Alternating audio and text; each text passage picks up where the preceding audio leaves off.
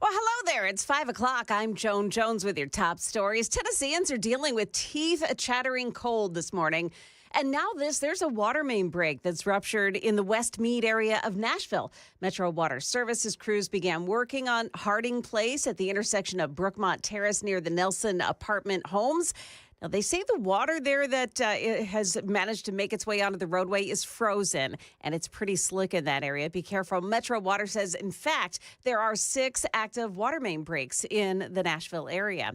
Well, as promised, President Trump has issued a flurry of executive orders dealing with a wide range of issues. He's withdrawn the U.S. from the World Health Organization, ended birthright citizenship for anyone who crosses the U.S. border illegally. He has closed down the CBP app that helped to process illegal immigrants. And Trump also pardoned more than 1,500 J6ers. This is a sweeping act of clemency for anyone who was charged in the January 6th riot. Every person who was convicted of assaulting, resisting, or interfering with law enforcement has been pardoned, and 14 people have been granted commutations, which means that they have to carry a guilty verdict around with them, but they would be released from prison immediately. That's ABC's Stephen Portnoy. Now, Tennessee is closer to helping with illegal immigration, too. Chapel Hill Republican State Representative Todd Warner has introduced a bill that requires local police to request an Immigration and Customs Enforcement detainer for illegal immigrants. And if ICE refuses, the local agency would be required to transport the illegal immigrant to a sanctuary city outside of Tennessee. Another bill by Republican State Rep Scott Sapicki would give non-citizens in Tennessee a different colored driver's license. In 2023, the Migration Policy Institute claimed 128,000 undocumented immigrants were living in Tennessee. Market Numbers Report now brought to you by Beacon Capital Management online at beaconcm.com. Here's Michelle Franzen. The stock market was closed in observance of the Martin Luther King Jr. Day. Bitcoin surged to a record high, reaching over $109,000 before President Donald Trump's inauguration, but then dropped below $102,000 in the afternoon. Bitcoin investors, however, are still bullish on the cryptocurrency. The new president has promised to sign a flurry of executive actions with economic impacts. That may include imposing tariffs, deregulation of oil and national gas production, and ways to help reduce inflation. 18,000 Costco workers with the Teamsters Union have voted to authorize a strike unless the company presents a fair offer by the time the contract expires at the end of the month. The anti-poverty group Oxfam International says we can expect at least 5 trillionaires within a decade, even as the number of people living in poverty has remained the same since 1990. Michelle Franzen, ABC News. Well, when the stocks begin trading this morning, things are looking up. We've got Dow futures plus 167, NASDAQ futures are up 107 points, and the S&P futures, they're plus 26. That's the latest news. Traffic and weather are coming up next. I'm Joan Jones, WTN News.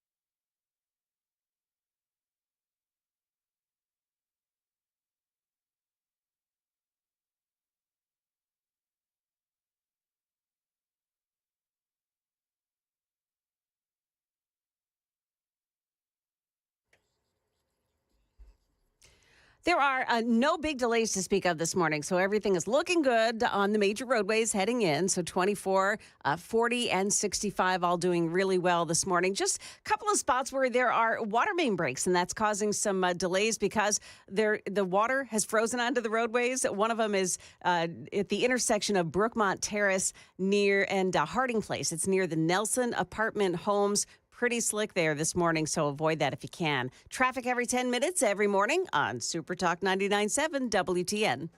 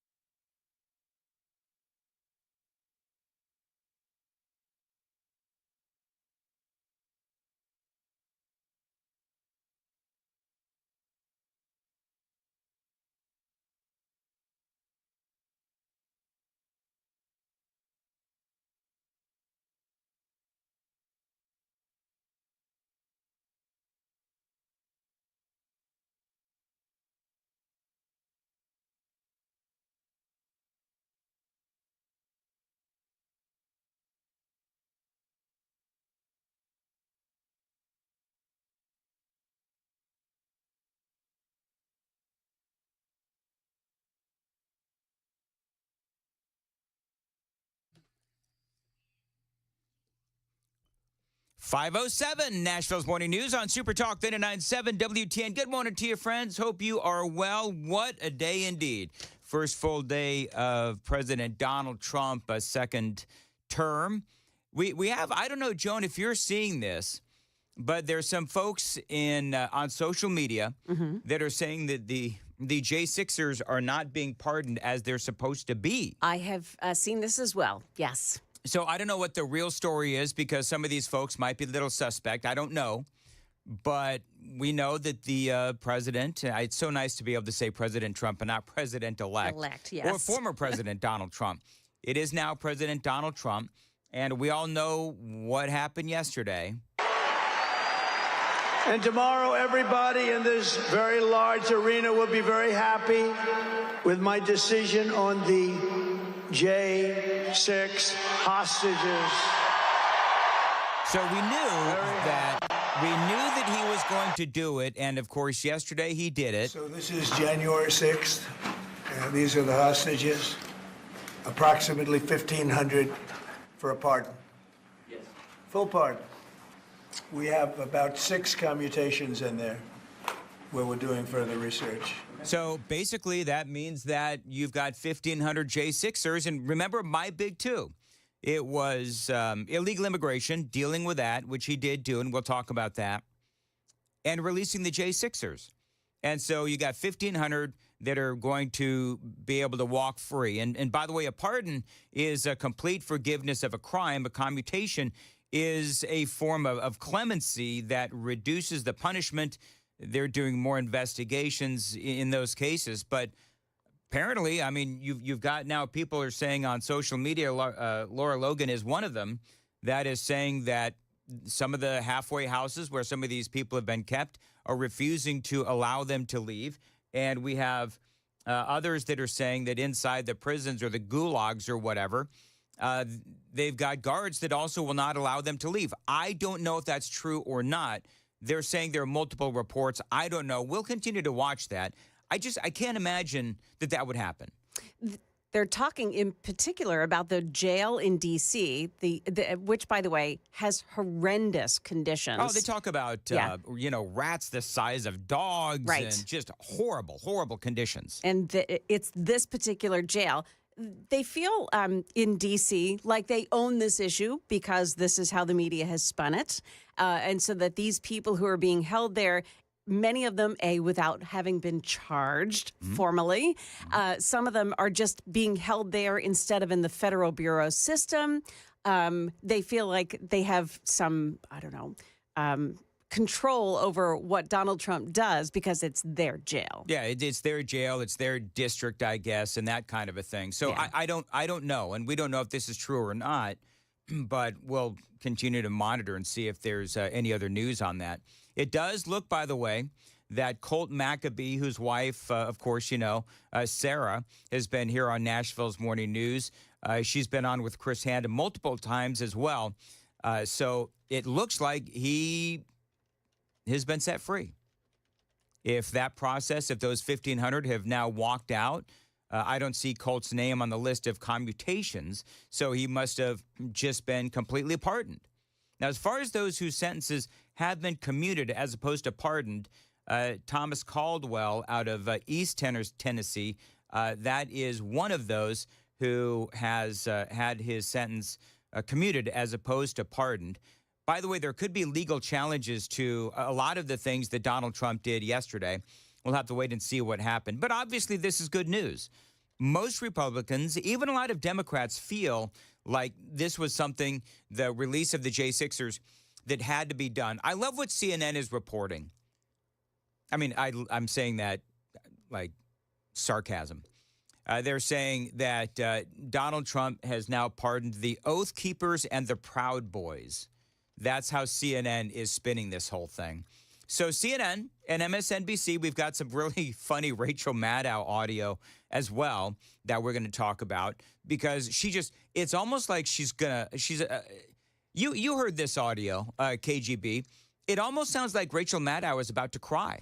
I mean, it does. She sounds like she's about to cry, like somebody, you know, Christy gnomed her dog. That's what it sounds like to me. I mean, like, she always sounds like that when something doesn't go her way, like a spoiled brat.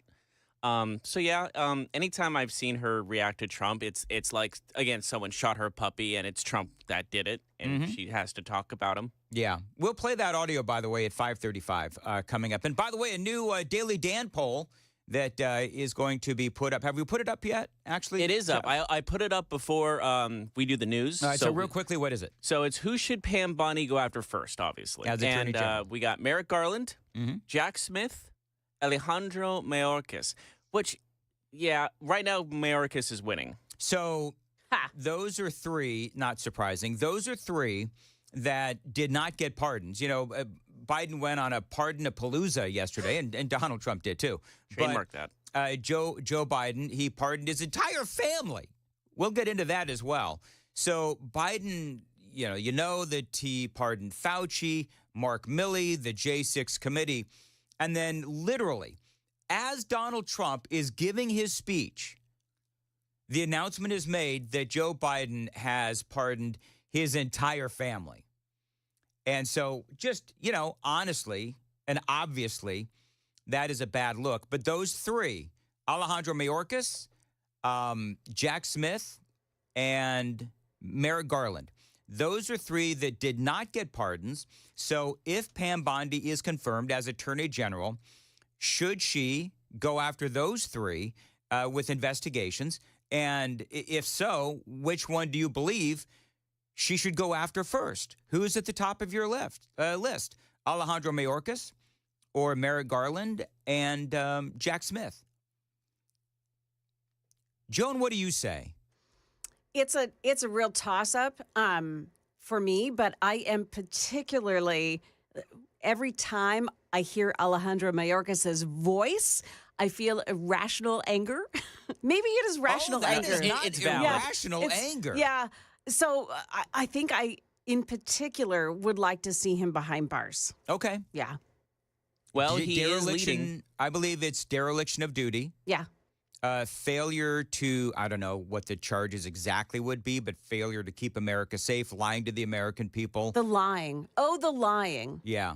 That really got under my skin. Yep. So I listen, and I believe that there should be an investigation. And Alejandro Mayorkas, I keep going back to the Haitian refugee thing where they were accused, the Border Patrol was accused of whipping the Haitian refugees.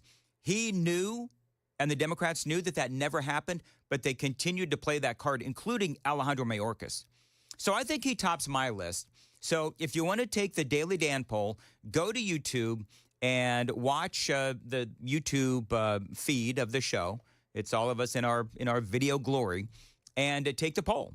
And that's how you take it. By the way, coming up, I love CNN. They actually had to deal with Joe Biden and the pardoning of his family members.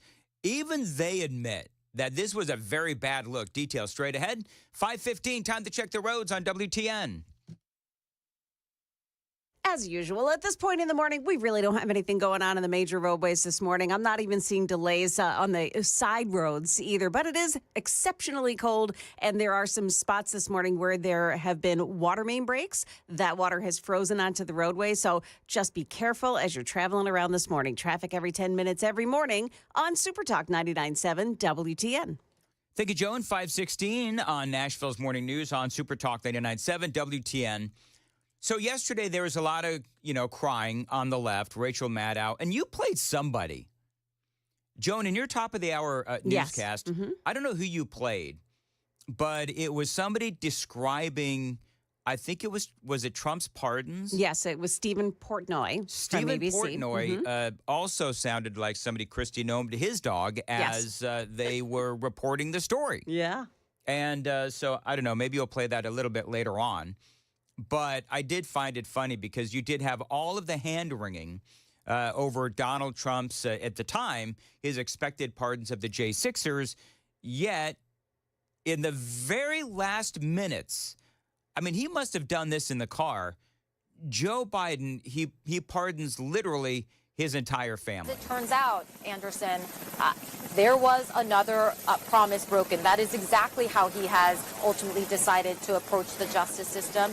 And this is a decision that is going to raise so many alarming questions about the legal precedent that this now sets, and will have been really one of the very final acts for President Biden as a sitting president. I mean, it's almost, and people did say, it was like disgraceful. He pardoned and ran. That is what Joe Biden did. He pardoned his family members, and then he announced it, or they announced it during Trump's speech, and then he got on the helicopter and he bolted. So, Biden pardons his brothers, I think some wives and so forth. And I think, these are all the people who received money in their bank accounts. Remember following the money, and I certainly don't want to go through all this again, but following the money. You had Hunter's deals with foreign nations and foreign entities, influence peddling and all of that. That money would then ultimately go through shell accounts. It would finally end up in the bank accounts of various Biden family members. Those are the family members who have received these pardons. It's just unseemly. If you're going to do it, have the courage to do it in the light of day and explain it to the American people. It's a stain on his legacy to do it like this. We can have an argument about, is it necessary? Has Donald Trump promised retribution? Yes, he has. But if you're the president of the United States who said that the curse of Donald Trump was that he didn't respect democracy and didn't respect norms, have the courage to look the American people in the eye and explain what you're doing. Yeah, so part of this, what Biden is saying, is that he was trying to protect his family from unfair persecution or prosecution of Donald Trump. So I love how Biden does this thing, yet they're somehow blaming Donald Trump for this. They're saying, well, the Bidens had to do something because, Trump was going to come after his entire family unfairly. They had a target on their back and so forth. And I'm just listening to this and I'm going, yeah, right. The way it was done suggests that there was something wrong with doing it. Yeah. He tried to slip it in in the final minute. I know what he said, but the fact is that Trump has been saying this for a long time. That doesn't explain why in the last 10 minutes of your presidency you in the spouses slip names a I've release never heard out come there. out of Donald Trump. It just made the whole thing look tawdry. Yeah, tawdry, unseemly, tawdry. Yet another stain on the poopy pants President Biden's term and his legacy. You heard John King, by the way. You heard Wolf Blitzer as well. That was over at CNN. I've saved the best for last, though. Claire McCaskill, and she is a TDSer from way back, of course, y'all know. And she had a few things to say about it. Also, of course, we were talking about some of the other folks at CNN, like Rachel Maddow. Joy Reid, KGB, I'm sure that there's maybe some Joy Reid audio out there. Maybe we can find it as well. You mean I have to listen to Joy Reid talk? You sure do.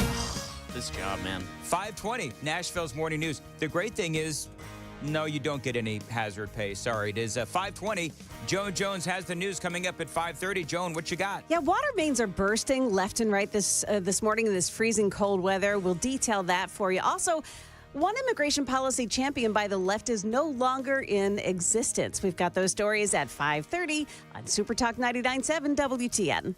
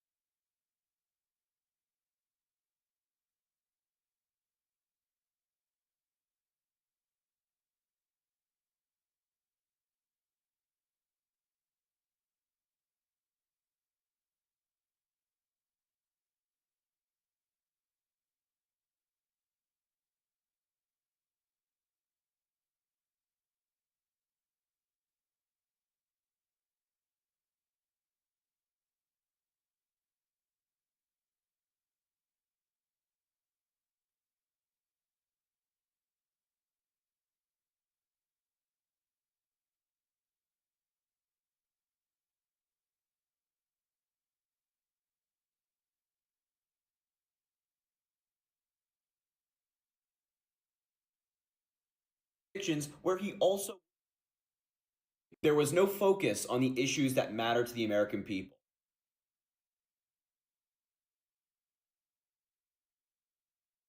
.525, Nashville's Morning News on Super Talk 99.7 WTN.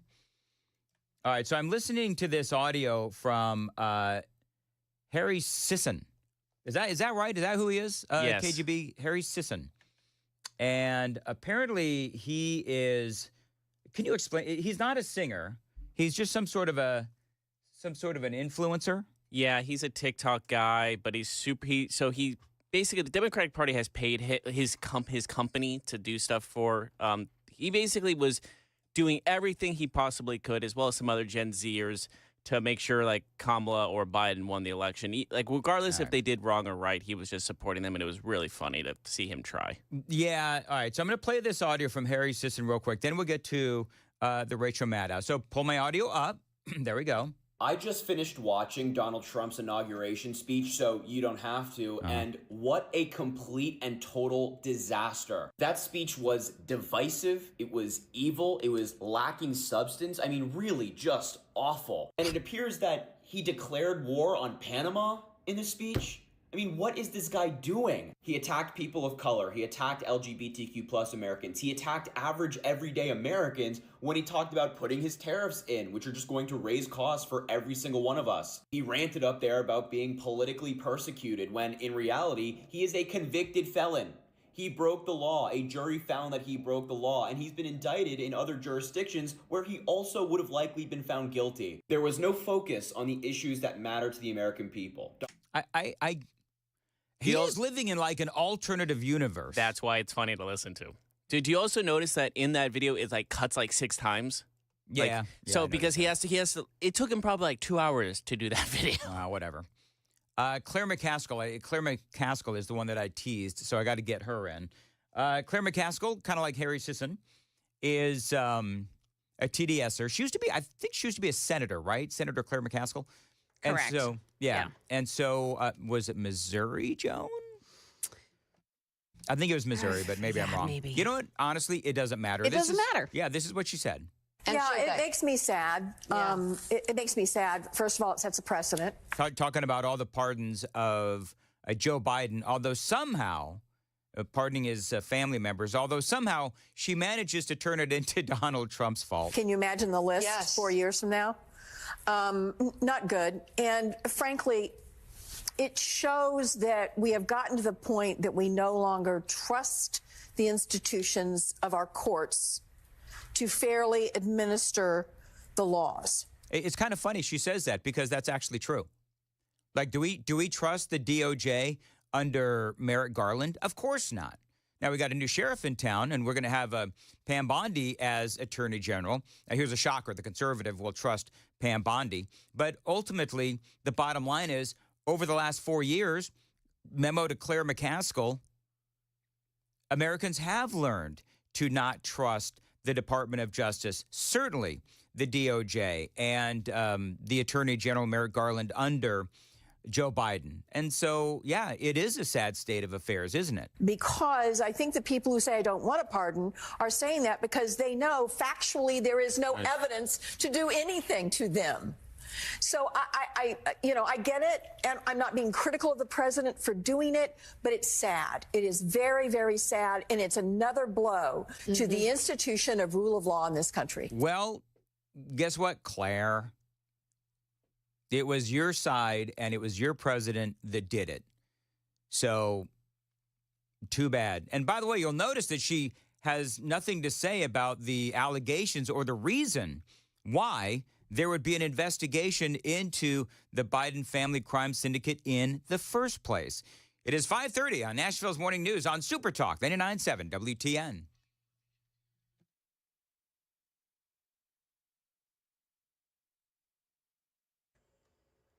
Good morning, 5:30 now. I'm Joan Jones with your top stories. Well, the electric grid is holding steady for now, but Nashville Electric Service says so many people are staying indoors during this cold streak that it's putting a strain on the power grid. NES advises keeping the thermostat at 68 degrees or lower, sealing drafts, unplugging unused appliances, and opening up the curtains to allow the sun to heat up your home. We know now the identity of the man who was shot to death outside an Antioch bar. 29-year-old Larry Jones was shot from behind as he left the Sky Bar Lounge early yesterday morning. Metro Nashville police have not named a suspect in the incident, but they are offering a $5,000 reward for information that leads to an arrest. President Trump wasting no time yesterday after his inauguration. He put pen to paper and signed a wide range of executive orders. Minutes after Trump officially taking office, officials shutting down the CBP One app. It was set up during the Biden administration, the app helping process migrants applying for asylum. Tens of thousands of appointments now suddenly canceled. This woman says she left Guatemala to escape violent cartels, but her appointment in the app to seek asylum legally was canceled just minutes before it was scheduled to start. Just when I thought that everything had been achieved, she says, everything fell apart. ABC's Perry Russum reporting there. Trump also pardoned every person charged in any way in the riot at the Capitol on January 6, 2021, ordering the Department of Corrections to free prisoners immediately. That's the latest news. We've got traffic and weather next. I'm Joan Jones, WTN News.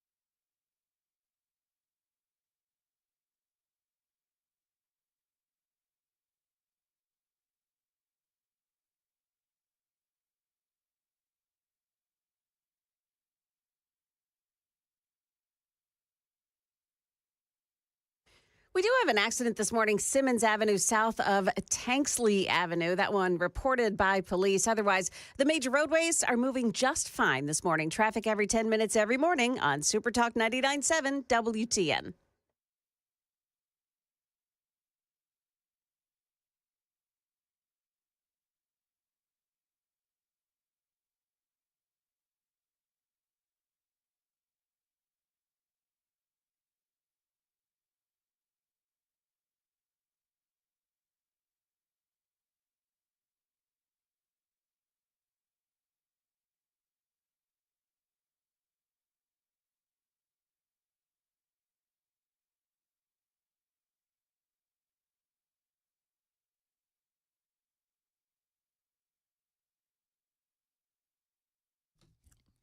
.536, Nashville's Morning News on Super Talk 99.7 WTN. Good morning to you, friends.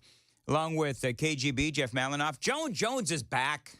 Hi there. Man, we missed you. We love Jay Harper. Yes, of course. But missed you.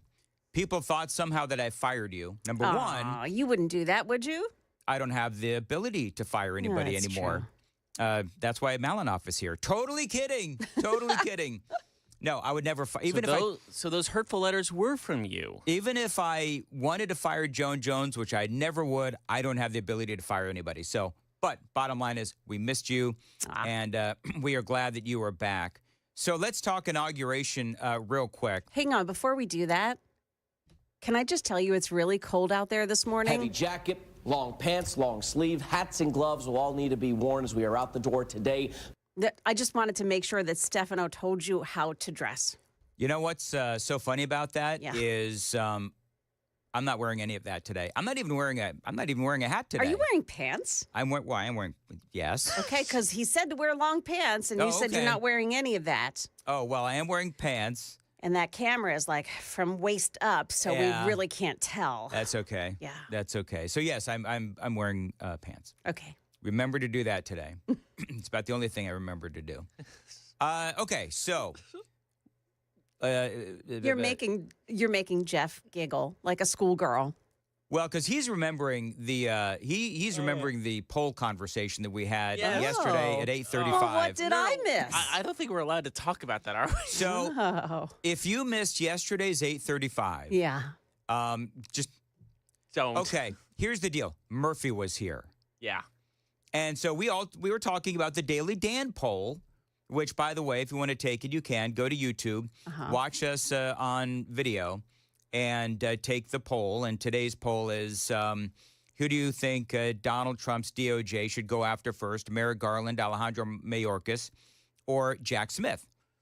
But Murphy started making fun of the Daily Dan poll, and I'm just going to, we were actually told we came within an eighth of an inch of crossing that line. Oh, line. They came in.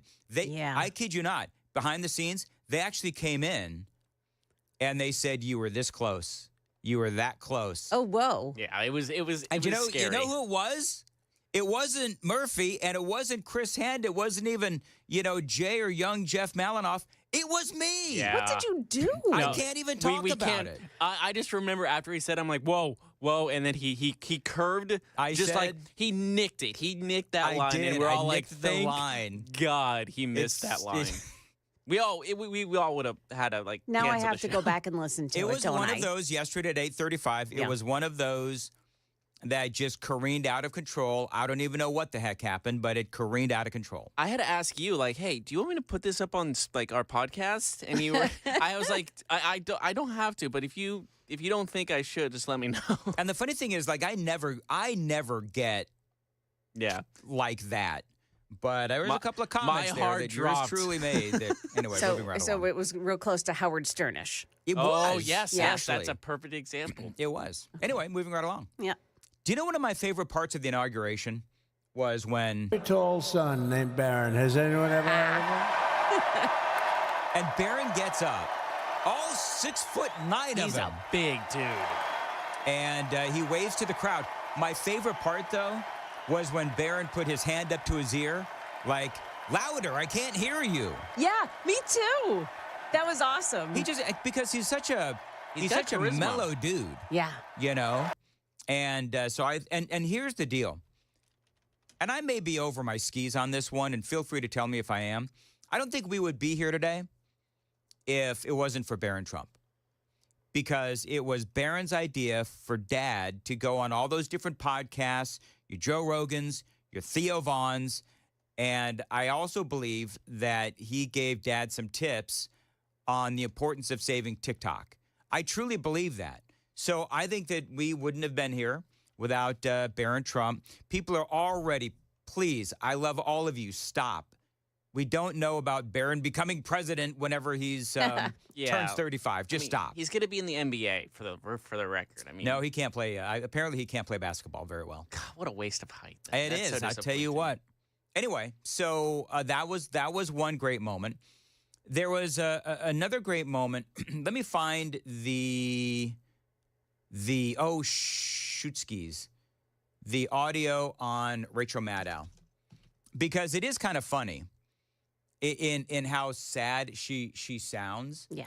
And it's funny because it's pathetic. It is funny because it's pathetic. I'm potting it. I'm bringing it up. So audio. This is Rachel Maddow yesterday. Donald Trump was sworn in for a second term as president today. He did not kiss the Bible a la drunk Andrew Johnson in 1865. But nor did he put his hand on the Bible as he was sworn in, which was odd. He just left his left hand dangling by his side while his wife held the Bible vaguely near to him, but he never touched it. Trump's transition into his second term in office has not been covered in the media broadly as a debacle, but I think objectively speaking, it has been a debacle. Was it? I mean, just describing what has happened in this transition, it's like no other transition we have seen other than the other bad Trump transitions in modern times. I mean, it's been error and humiliation upon error and humiliation. I don't even know what she's talking about. No one does. Now, first of all, the whole thing with the taking the oath of office, and Trump did not put his hand on the Bible. You know what happened is John Roberts and Trump, it's like they all went to, the front of the podium. And Melania, I don't know if she missed her cue. I don't know if you've seen the audio, Joan, but Melania, either she was late or Trump and Roberts were early. Oh. But either way, she didn't get there on time. And so they just started. And so Trump, she finally got there about 2 or 3 seconds in, and he is focused on Roberts, and so he left his arm on the side. Now, some people are saying, of course, the people that don't know any better, well, then it's not legal. Of course it's legal. Of course it is. Yeah, come on. That's how desperate do you think that people are? Yeah, but that's Rachel Maddow. Yeah. And not clearly giving the full context. That is what happened. But I don't, at least myself, I don't believe that it was one disaster after another. I mean, there was a moment that could have been a disaster. If you know the words, help me out here. You see what happened with Carrie Underwood? Oh, my Lord. Yeah. Where, I mean, she is, and we're going to have to take her. Yeah, I already have it down. All right, well, hold on. Don't do that. We got to make sure, Jeff and I got to make sure this doesn't play on the stream. Yeah. The lawyers literally called us. No way. And said, when she sings, you cannot play it on the stream. Yeah, And usually they're a little bit more forgiving. For whatever reason, the lawyers are nuts about this. So we got to make sure. Yeah. But this is what happened to Carrie Underwood. And then silence. Yeah, that was really weird. Did you notice, by the way, as everybody's sort of, this is nothing. Yeah. And so, did you notice, by the way, that as everybody's kind of looking around sort of solemnly and trying to figure out what's going on, Bill Clinton is laughing. Bill Clinton is laughing. He's laughing. No, he saw Monica Lewinsky across the hall. That's what he was laughing about. I don't think Monica was there. I know. Because Hillary, I bet you Bill would have rather seen Monica than Hillary. Every day of his life. Moving on. Anyway, all right, so now you got to take it out, Jeff. All right. So for you radio folks, so then after all of this time, and I apologize to people on the stream, the damn lawyers, but after, it was like 1 minute and 15 seconds, Joan. Yeah. Where people, and so then some dude comes up and talks to Carrie Underwood. And so she sings it a cappella.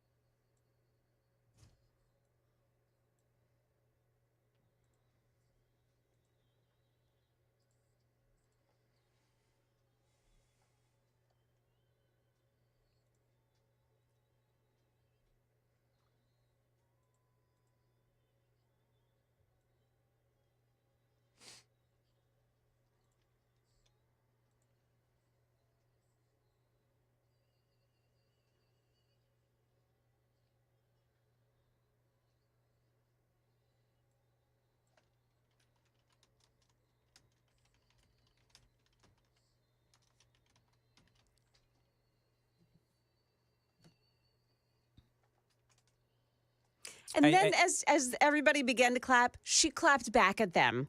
A round and a half circle. Yeah, and she shook hands with Trump. She shook hands with Vance. She shook hands with Joe Biden. Did she shake hands with Joe Biden? Oh, she skipped Kamala. I would skip Kamala, too. Kamala probably gave her a dirty look, and she's like, I'm not Did dealing she with skip that. Kamala? Yes, she did. Yes, she did. I like her even more now. What a talent, too. My goodness, listen to that voice. Well, here's the deal. And you folks watching on Super Talk TV, even though you couldn't hear it, my reaction, I every time I hear that, Joan, I tear up. Yeah. Oh, yeah. Doggone it. That's because you're a crier. I am a crier. Are you What is doing wrong it again with over me? there? Huh? You're doing it again over there. You know what? Yeah, a little bit. This is the appropriate time if you're going to tear up for something like that. Wow. I think that's valid. Here's the thing. It was not only her, but then everybody joined in. Yeah. Yes. It was beautiful. Amy and I are watching it live. And she's sitting next to me. And are you crying? Yes. It also helps that she has an amazing, probably one of the most beautiful voices you'll ever hear. Yes. And I will admit, I'm just going to be straight up with you, because if you people that have listened to me for a lot of years, you know that I respect her talent. I've never been just the biggest fan of Carrie Underwood, because I've always felt like her music is just a little generic. Whatever. I could be wrong. I have such a deep and profound respect for what she did yesterday. Yeah. I wonder if Beyonce could have done that. You think Beyonce could have done that? I'm just asking a question. It may be inflammatory. You mean sing a cappella? A cappella like that? Yeah. Yeah. Or like, I hate to like be that. I guess the devil's advocate. I could see her doing that too. Beyonce? Yeah. Just I think anyone, maybe very few, but I think there's some good artists who have the wherewithal to understand. Okay, there's no music. I can still sing this anyways. Yeah. Yeah. And probably Beyonce could have done it. I just don't like Beyonce. I think Carrie Underwood's the better singer in my opinion. Anyways. Oh, absolutely. So I think she had a better voice to do that a cappella wise, but I think Beyonce would have been a fine. If it was her, I think it would have been kind of the same kind of vibe. My audio back in? Yes, it is. All right. So then, this is great news. We keep the rhythm and the drums going. Please welcome the Stewart's Creek High School Marching Band. Oh, yeah. Traveling all the way from Smyrna, Tennessee, they are proud to represent the volunteer state in the 2025 Presidential Inaugural Parade. After raising incredibly $120,000, then being told that they were not going to be allowed to play because it was all moved indoors, yesterday at about 10 o'clock, they were told that they could play. And they played, and they sound, I don't know anything about marching bands or what that's supposed to sound like, but it sounds good to me, right? Oh, yeah. So there you go. So good for them. They were able to play. We had the marching band director on yesterday, and Michael Chester, and he said, you know what, it could go either way, and thank the Lord they were able to play. Real quick, one of my favorite moments. I don't have time to do it now. Coming up right before the news with Joan Jones, we're going to talk about another one of my favorite moments. Would you say that it was a wardrobe malfunction? Could be from Melania. Ha! A wardrobe malfunction. We'll talk about that right before the news with Joan Jones. Joan, what's coming up at 6? A Nashville student goes viral with a frightening story about getting into a Lyft car. That's coming up at 6 o'clock on Super Talk 99.7 WTN.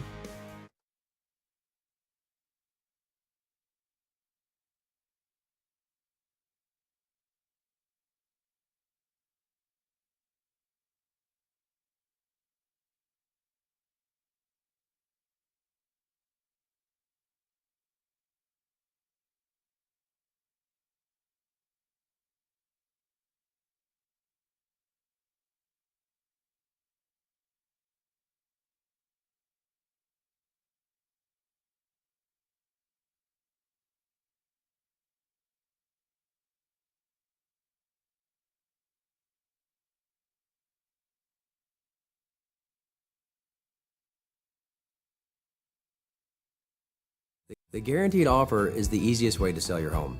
It's really simple. We bring you an all-cash offer. You close in as little as 21 days.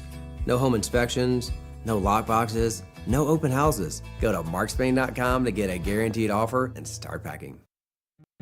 Hey, what's up, guys? It's Matt Murphy in the middle of downtown Franklin, Tennessee. We've talked so much about Savory Spice. I thought, why not show you the place? So let's go on in and see what's popping at Savory Spice. As I've always said, you will smell the spices even before you walk in. I can smell them right here in the doorway. Come on in and let's introduce you to the one and only Holly, who is the owner and proprietor of Savory Spice. Say hey, Holly. Hello, everyone. Now, enough about Holly. Let's talk about spicy and easy products like the incredible taco soup, which, as I said, you put this in a crock pot, you put all the ingredients that it tells you to buy right there, you put the spices in, and it's so easy. So if you don't know what you're doing around the kitchen, it's a perfect way to find your way around the kitchen, as is the Mediterranean dill risotto. Now, for the holidays, pumpkin pie spice. What doesn't it have, Holly? Pumpkin. Doesn't have any pumpkin in it. That's a fun fact for all of you kids out there. Now, if you stop by Savory Spice, either in the Franklin location or at L&L Market, you can get yourself a sample of the dill dip, which is my absolute favorite. Just tell them Matt Murphy sent you to Savory Spice with purchase now. So come by Franklin or L&L Market in Nashville and come see Holly and the entire crew at Savory Spice.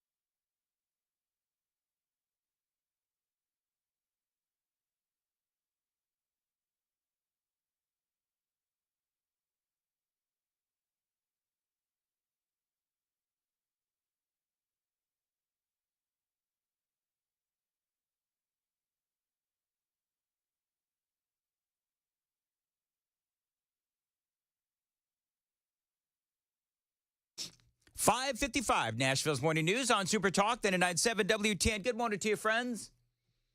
Hey, Joan, 3257 says, welcome back, Joan. Aw, that was nice. All right, so we almost had a wardrobe malfunction yesterday. Actually, we did have a Melania. Of all people, it was a wardrobe malfunction, but not the Janet Jackson kind. So Trump, she was wearing that amazing sort of like, I don't know what you call it, a brimmed hat. Yeah, the hat of menace, as some people are saying online. The hat of what? Menace. Menace? Okay. She looks like she's plotting something evil, I have to say. Yeah, you could barely see her eyes. Very fashionable. Trump goes in to kiss her cheek and he can't make it. Like, he's trying to go in for a kiss and he doesn't make it. And so, because the brim of the hat poked him in the forehead. And so basically, I think Trump ended up kissing air. I think he did too. Yeah. But, it's an air kiss. Like my wife's like, I got to get me one of those hats to keep you away. Anyway. That's why it's being called the hat of menace. Your jokes about your wife always depress me. It's like, yeah. Because you're always getting rejected by her. Oh, I love my wife immensely. Sounds like she just even though she rejects him all the time. Yeah, she just doesn't like him apparently. Moving right along. So, then you had, because one of the things that Amy and I talked about is, the heels and all that walking that Melania had to do. And so it was really funny because Trump had a story about Melania and the heels. I shouldn't say this. I'm going to get hell when I say this, but her feet are absolutely aching. You know, those heels. And we thought we were leaving. We were going home. Sir, would you be able to go down and say hello to some of your other fans that are here? I said, oh, I didn't know that. Wow. But she said, darling, I love you so much, but my feet are killing me. I said, honey, let me just see how far it is. I asked the person. Oh, not that long, maybe 400 or 500 yards. That's 5 football fields. I said, can you make it? She said, we're going to make it no matter what. We're going to make it because we have to get right. Love it. Right? And then we went out to the helicopter, though, just prior to this and said goodbye. And it's a custom, and the wind is blowing like crazy. And with the hat that she's wearing, she almost blew away. We almost lost her. She was being elevated off the ground. She almost blew away. No. So we all appreciate it because she's been a great first lady. A beautiful and a great first lady. There you go. I love our first lady. She had a very Jackie O thing going on. You know what I mean? Like, I'm looking at Melania, and then I'm looking at, Hillary, and some of the other folks that Jill, and I just got to tell you that not only Melania, which by the way, her hat is called a boater, Boater, from what I understand. Okay. And so. But you had also Usha, J.D. Vance's wife. Yep. If you're watching on TV, the entire left hand of the screen is full of really good-looking women. Yeah. I mean, the Trump crowd, really good-looking, and then you have the Democrats. Yeah. Anyway. Did you notice, too, that Melania kept the brim in such a way that you never actually saw her eyes? But you saw that smile, boy. Oh, yes, you did. You saw that smile. Yeah, that was intentional. I just love it. Yeah, she's awesome. She really is. And, the way that she was so protective of Barron in the first administration. Yes. Really endearing. So there you go. It is. She's a family girl. She is. And she's also awesome. Okay. Coming up next, Donald Trump talks about the next 4 years. And here's what he had to say about it. Is my audio up? I'll play you that audio. Hold on to your britches. There he goes. Donald Trump said, hold on to your britches. And hold on to, I'm hoping my computer holds on through the show. It's acting a little funky. Anyway, got a lot more straight ahead on WTN.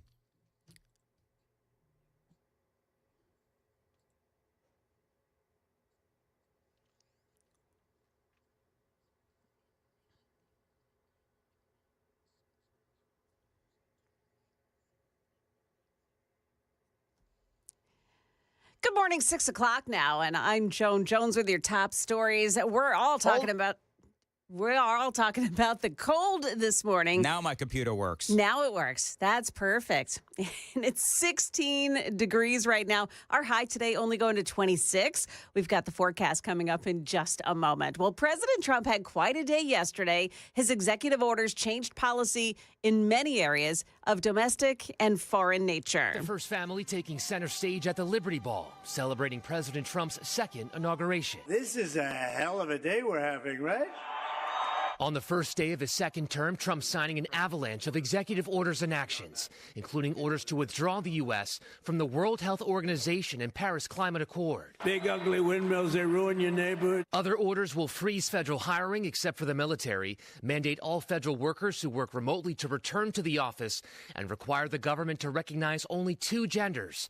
That's ABC's Perry Russum reporting. Now, January 6th protesters are free today after Trump signed a blanket pardon. Many of them are held at a D.C. jail, and that's where supporters showed up last night to demand their release. Release the political prisoners. Let's go. Yeah, there are some unsubstantiated reports today that the Department of Corrections facilities have refused to release some of these J6ers. We'll continue to track that story. Attorney General Jonathan Skrmetti tells WTN's Matt Murphy that his office will be busy under the new Trump administration, but not for issues like he was under the Biden administration when they tried to bring gender identity under the umbrella of sex discrimination if schools don't let boys use girls' bathrooms and locker rooms. There's corporate stuff to do. There's structural stuff to do. Frankly, I'm worried about some other states trying to interfere with what goes on in Tennessee. We're looking at those issues.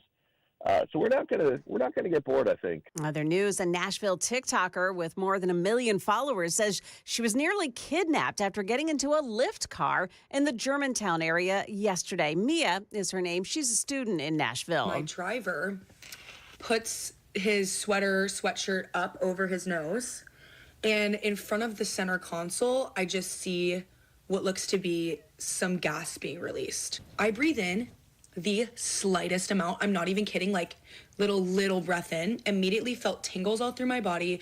It literally felt like everything just like everything was slowing down. And it felt like I was about to pass out. She said she was able to stumble out of the car at a red light and ask a woman for help. And then she filed a police report with the Metro Nashville Police Department and reported that driver to Lyft. We'll follow this story to see if police are able to capture that driver. Market numbers brought to you by Beacon Capital Management online at beaconcm.com. Stock futures pointing up this morning with the Dow futures up 168 points.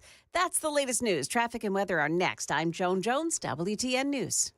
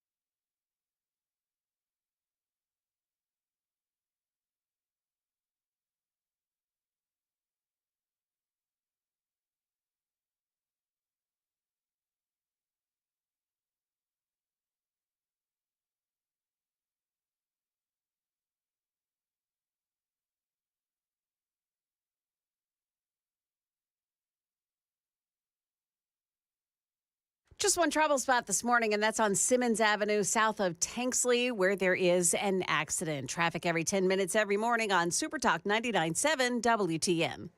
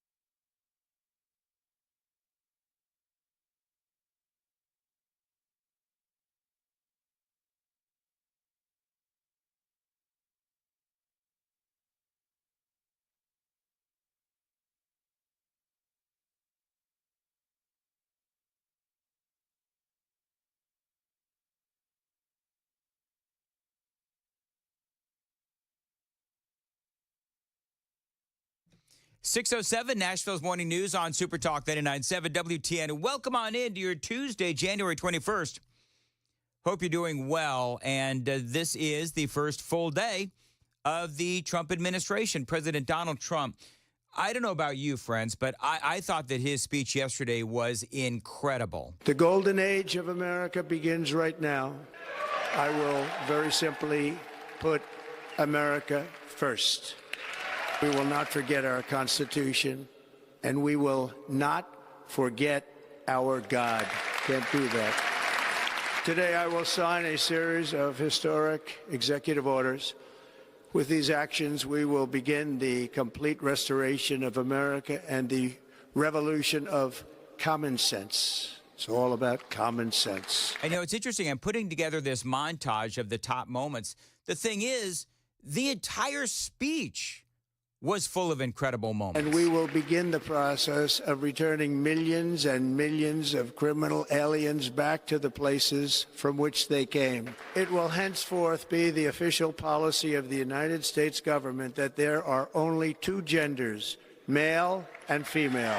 This week, I will reinstate any service members who were unjustly expelled from our military for objecting to the COVID vaccine mandate with full back pay. It was impossible for me to stage such a historic political comeback. But as you see today, here I am. The American people have spoken. And, you know, the great thing I loved about this speech, I don't know if you saw it, friends, if you were watching on TV or whatever, but you've got Joe Biden and Kamala Harris, and Trump spent all that time, and you heard some of the top moments, all that time, basically what Donald Trump is saying and doing is he is throwing Biden right under the bus, which, by the way, where he belongs. And so for Biden, he just had to sit there and take it. Because number one, even though he is delusional, thinks that maybe he could have won had he stayed in the race. He couldn't have. And you've got Kamala Harris there who got her, you know what, kicked in this election. They had to sit there and take it. The lawfare couldn't stop him. An assassin's bullet couldn't stop him. Donald Trump was on a mission. And we all know what happened. Kamala Harris was a terrible candidate, but more than that, Donald Trump was a great candidate. And he was extraordinarily disciplined yesterday. And so there were so many incredible moments. It was like speech after speech after speech. And so it is hard to fit in all of the audio bites, but those are just a few. I love what Scott Jennings, of course, you know, he's one of my faves over there on CNN. I loved what he had to say about it. I thought this was an incredible speech, honestly, and truly watching Donald Trump indict these gangsters to their faces while they had to sit right in front of him in that intimate setting in the rotunda for Republicans was remarkable. They had to sit there and take it just minutes after Biden, who we're looking at here, pardoned his entire family. Yep. I mean, it was glorious. By the way, I love the rotunda setting. I thought it was regal. I thought it was awesome. And listening to him talk about how he's going to exercise his power today, reminded me that he is absolutely ascendant. He is at the apex of his political power right now. And, you know, the promise of a new presidency is enormous. You get this power and you have influence, and the mandate is to change people's lives for the better and to restore American prestige. And he began to explain how he was going to do that immediately. The mandate's simple. It's economic relief. It's fix the immigration crisis, steer the country away from the cultural left, and restore American prestige. The speech hit several notes on that front, and today Republicans feel vindicated, and Trump is back to fix the country. Yeah, and it's funny because we were playing some audio in the 5 o'clock hour of people that were saying, you know, critics, TDSers, who were saying, oh, he wasn't specific, he was vague on everything. I don't know what the heck they're talking about, because he was very specific. Trump had a great speech. It was one for the ages. And Scott Jennings pointing out what I pointed out, which was that the gangsters of the Biden administration, the gangsters of the Biden administration, they had to sit there and take it. And so, and I don't know, I'm going to have to ask Brian Wilson. I don't think, and Joan, you were in Washington, D.C. for many years. They've got a desk sitting right there. And, you know, he sits down and he starts signing executive orders, and he signed them with, 20,000 people as he gave another speech in that basketball arena. And they've got a desk, and he just starts signing these executive orders one by one. The first item that President Trump is signing is the rescission of 78 Biden-era executive actions, executive orders, presidential memoranda, and others. The second item, President Trump, is a regulatory freeze, as you announced in your speech, preventing bureaucrats from issuing any more regulations until we have full control of this, the government and this administration.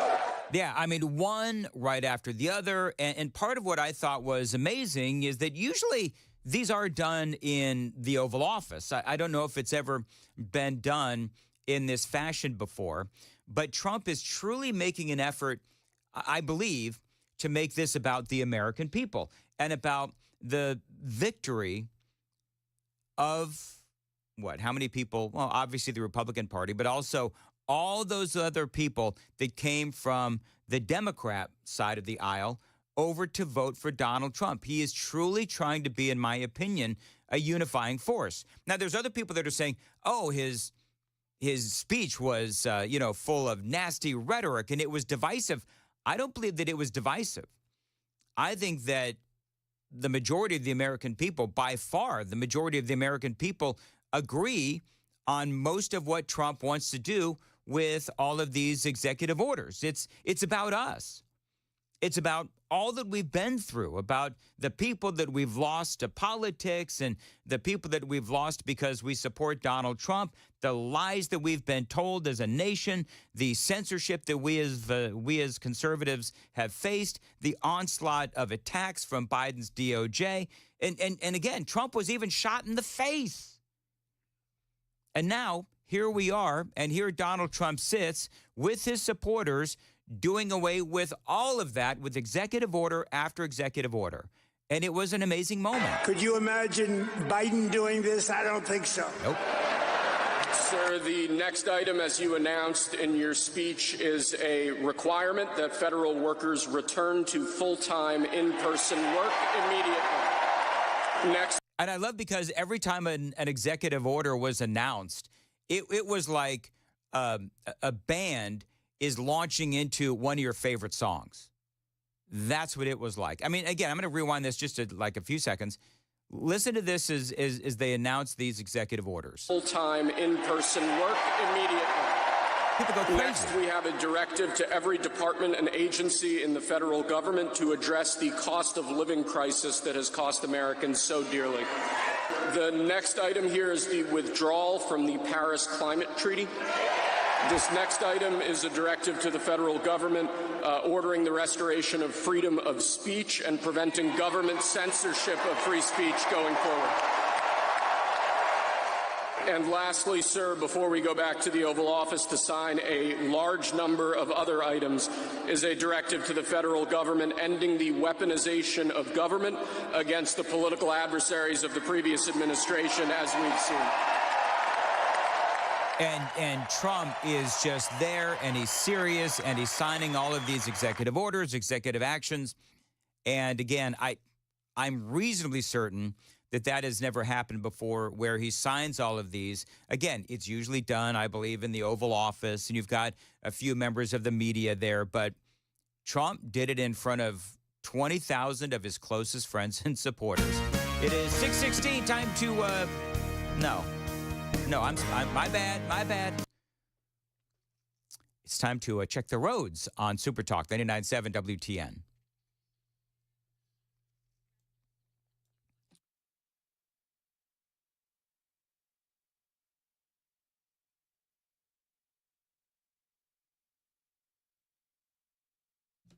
All right, thank you. 6:16, Nashville's Morning News on Super Talk 99.7. As far as your weather today, a high of 24 and really, really cold. Not as cold as yesterday, 17 degrees right now. Appreciate you listening to Nashville's Morning News on Super Talk 99.7 WTN. Going over not only, of course, Donald Trump's day yesterday, the speeches, the pageantry, and, all that went into it, not to mention the executive orders and the executive actions and so forth, but also the promises that the president intends to keep. And a lot of those were kept with the executive orders. But his acceptance speech really was amazing. From this day forward, our country will flourish and be respected again all over the world. We will be the envy of every nation, and we will not allow ourselves to be taken advantage of any longer. During every single day of the Trump administration, I will very simply put America first. And again, as we pointed out, you've got, as Scott Jennings said, the gangsters of the Biden administration sitting behind him, clearly getting irritated. He did, of course, as you know, reinstate Remain in Mexico and a number of other things. And, for the president and for the American people, immigration was a huge part of this conversation. It fails to protect our magnificent, law-abiding American citizens, but provides sanctuary and protection for dangerous criminals, many from prisons and mental institutions that have illegally entered our country from all over the world. Yeah, Donald Trump saying that the policies of the Biden administration have got to stop, and he did declare a national emergency on the southern border. So that means a number of different things. It means that he can use the military to facilitate border wall construction and enhance border security measures. He, again, reinstated Remain in Mexico, which means that migrants will have to stay in Mexico while their cases are processed here in America. Many say, including yours truly, by the way, that Remain in Mexico is the single most important thing that he can do. And it is, because oftentimes we hear the stories of the catch and release policy of Joe Biden, where they would just come into America with appointments years away, and they'd just dissolve into America. And that's not going to happen anymore. And that's a good thing, because that means that America is safer. On day one, I will seal the border and will begin the largest domestic deportation operation in the history of our country. And if other countries say they won't take them back, we're not going to take them back. I will say that, here they come. You're just going to hold on to your britches, because here they come. They're coming back. Yeah, he designated gangs as a foreign terrorist organization. The big two, of course, MS-13 and Tren de Aragua. He ended the CBP-1 app yesterday. And by the way, true to form, you had the media showing a crying woman when you had like a bunch of people in line to get their app, and it was turned off, and people started crying. But it never really worked, and it was one of the big pathways for entry. And he also, by the way, also ended the parole program of flying people directly into our country from certain nations and may target funding for sanctuary cities. And so there's a lot of things that I'm on 4 hours, and I'm just like skimming the surface of all of the things that Donald Trump did. But there's a lot, 620. And Joan Jones is coming up with the news at 6:30. Joan, what's coming up? Yeah, we'll tell you why there's a weather advisory just issued now from the National Weather Service. Also, we've got the latest study on those popular weight loss drugs. Are they good or bad? We'll take a look. Those stories coming up at 6:30 on Super Talk 99.7 WTN. Thank you, Joan. At 6:21, Dan Mandis here. Homeowners, it is time to start fresh here in 2025. Loan Pronto is here to help you take control of your finances in 2025 by lowering your house payment and consolidating that nagging debt. Now, did you know that 9 out of 10 borrowers get a better deal by calling Loan Pronto? It's absolutely true. Now, right now, Loan Pronto has some of the most competitive offers for refis, debt consolidation, and purchase loans, starting in the low 5s APR. Now, if your current rate is over 6%, don't settle for paying too much. Even if you're in the process with another lender, call Loan Pronto right now. Lock in a lower rate today and close in as little as 2 weeks, often with no appraisal. You could even skip your next 2 house payments. It is fast, it is easy, and yes, it is hassle-free as well. So get your personalized Loan Pronto rate quote instantly with no hard credit pull and no upfront fees. Call them right now, 615-499-5780. LoanPronto.com, 615-499-5780. That website, one more time, LoanPronto.com. Equal housing lender, NMLS 166-1781. Subject to lender approval, NMLSConsumerAccess.org.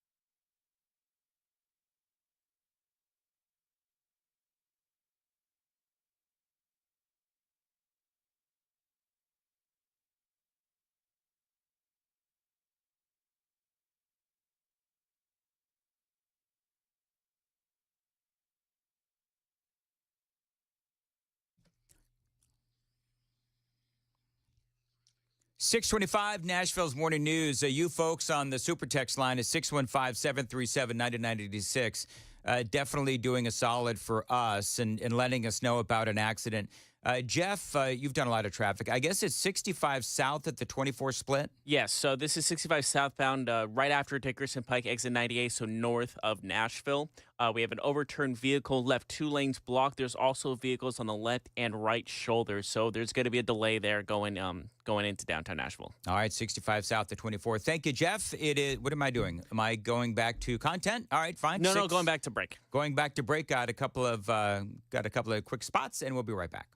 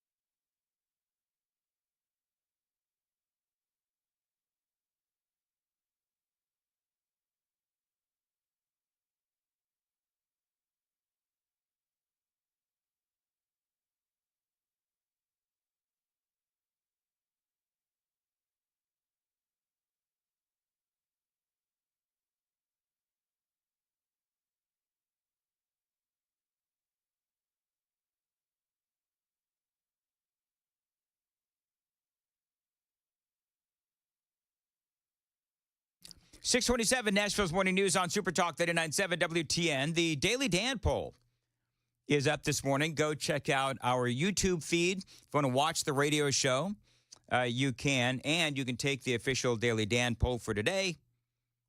Jack Smith, Alejandro Mayorkas, Merrick Garland. Those are 3 that have been left unprotected by Joe Biden. No pardons. And so my question is this morning, who do you want Pam Bondi, if she is confirmed to be the Attorney General, who do you want her to go after first? Jack Smith, Alejandro Mayorkas, or Merrick Garland? It is the Daily Dan poll. Find us on YouTube, and just go to YouTube if you haven't watched the radio show yet.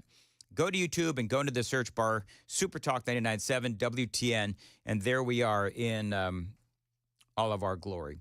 Now, Donald Trump, as he was signing all of these executive actions and executive orders, specifically talking about a state of emergency on the southern border.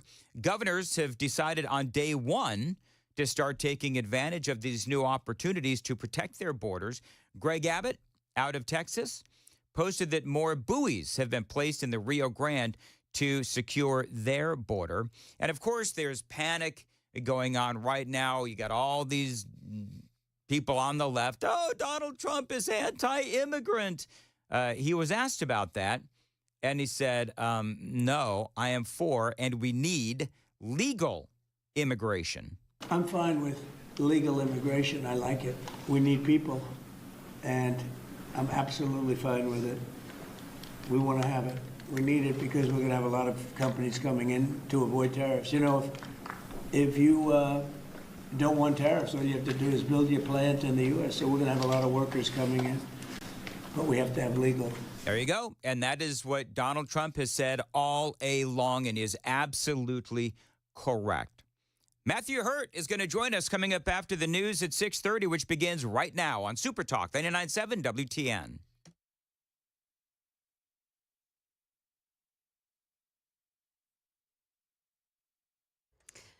Good morning. It's now 6:30. I'm Joan Jones with your top stories this morning. And a reminder that there is an overturned vehicle on the southbound side of I-65 after Dickerson Pike exit 90A, and 2 left lanes are blocked. That's going to cause quite a slowdown heading into Nashville this morning. We'll update you here on traffic and weather in the moments ahead. Well, speaking of the weather, extreme cold settling now into Middle Tennessee with a cold weather advisory from the National Weather Service starting later today. Overnight lows tonight that are down in the single digits. Wind chills that will be sub-zero for some heading into tomorrow morning. And that is why another cold weather advisory, it will go into effect at 6 o'clock this evening across Middle Tennessee and Southern Kentucky and remain in effect through 9 a.m. on Wednesday morning. Stefano DiPietro there, of course, from Channel 4. Milder weather is expected on Thursday. Metro Water said the cold weather has contributed to an outbreak of water main breaks. There are now 7 active breaks being worked on, and you can check the utility's outage map for locations. But just a warning here that wherever there is a water main break, there's also ice on the road, so use caution traveling this morning. A new study suggests weight loss drugs have the potential to provide far more benefits to patients than weight loss alone. The study found the drugs, approved by the FDA to treat obesity and diabetes, also reduce the risk for pneumonia, sepsis, infections, blood clotting, and liver cancer, to name a few. But researchers also found the drugs carried risks, including for gastrointestinal side effects, kidney stones, and inflammation of the kidneys and pancreas. ABC's Rhiannon Alley reporting there. The brand names of these drugs include Ozempic, Wegovy, Zepbound, and Mounjaro. That's the latest news. We've got traffic and weather coming up. I'm Joan Jones, WTN News. Thank you, Joan. 631 on Super Talk 99.7. Every night at homework time, I thank the Lord for Xfinity Internet. Now, in my house, we can stay connected with Wi-Fi coverage that delivers the speed that we need, and you can too. Now, you know, over the holidays, I did a ton of fill-in nationally across the country, and I can rely on Xfinity for my rock-solid internet that I use to do all of those radio shows. Now, homework and our jobs, they don't wait for the internet to work. You need a reliable connection, even when everyone is online and working. I rely on Xfinity, and if there are issues, Xfinity has 24/7 customer service here for you whenever you need it with in-home Wi-Fi support. And if you're on the go, you can stay connected with over 20 million secure Xfinity Wi-Fi hotspots nationwide. So get the best Wi-Fi for your life, whether it's doing homework with the kids or work for the paycheck. Rock-solid internet is only a phone call away with Xfinity. To get started, tell them Dan told you to reach out. It's 1-800-XFINITY, 1-800-XFINITY, online, xfinity.com, or drop into an Xfinity store today for more details.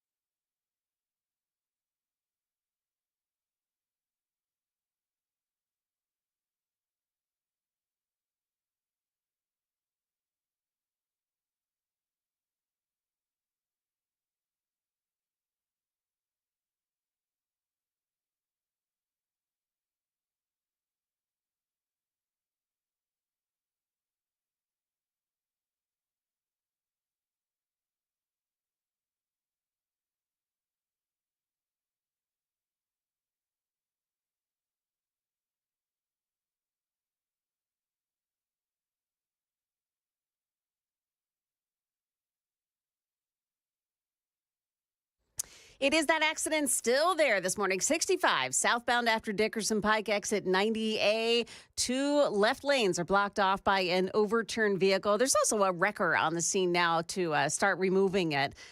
Careful in that area. Also, the eastbound lanes of 24, a crash at Bell Road, exit 59. The on-ramp there is partially blocked. And I'm seeing some delays on Lebanon Pike as you're making your way outbound this morning toward perhaps like the Donaldson Hills area.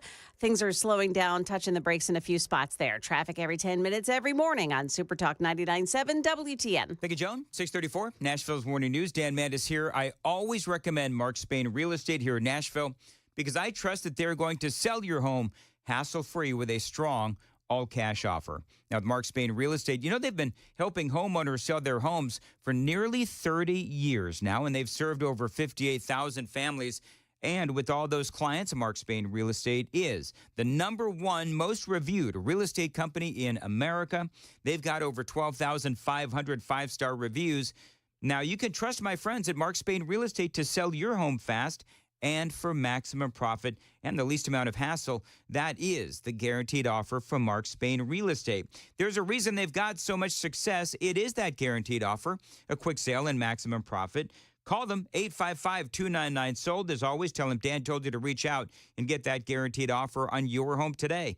855-299-SOLD, online anytime at markspain.com, and start packing.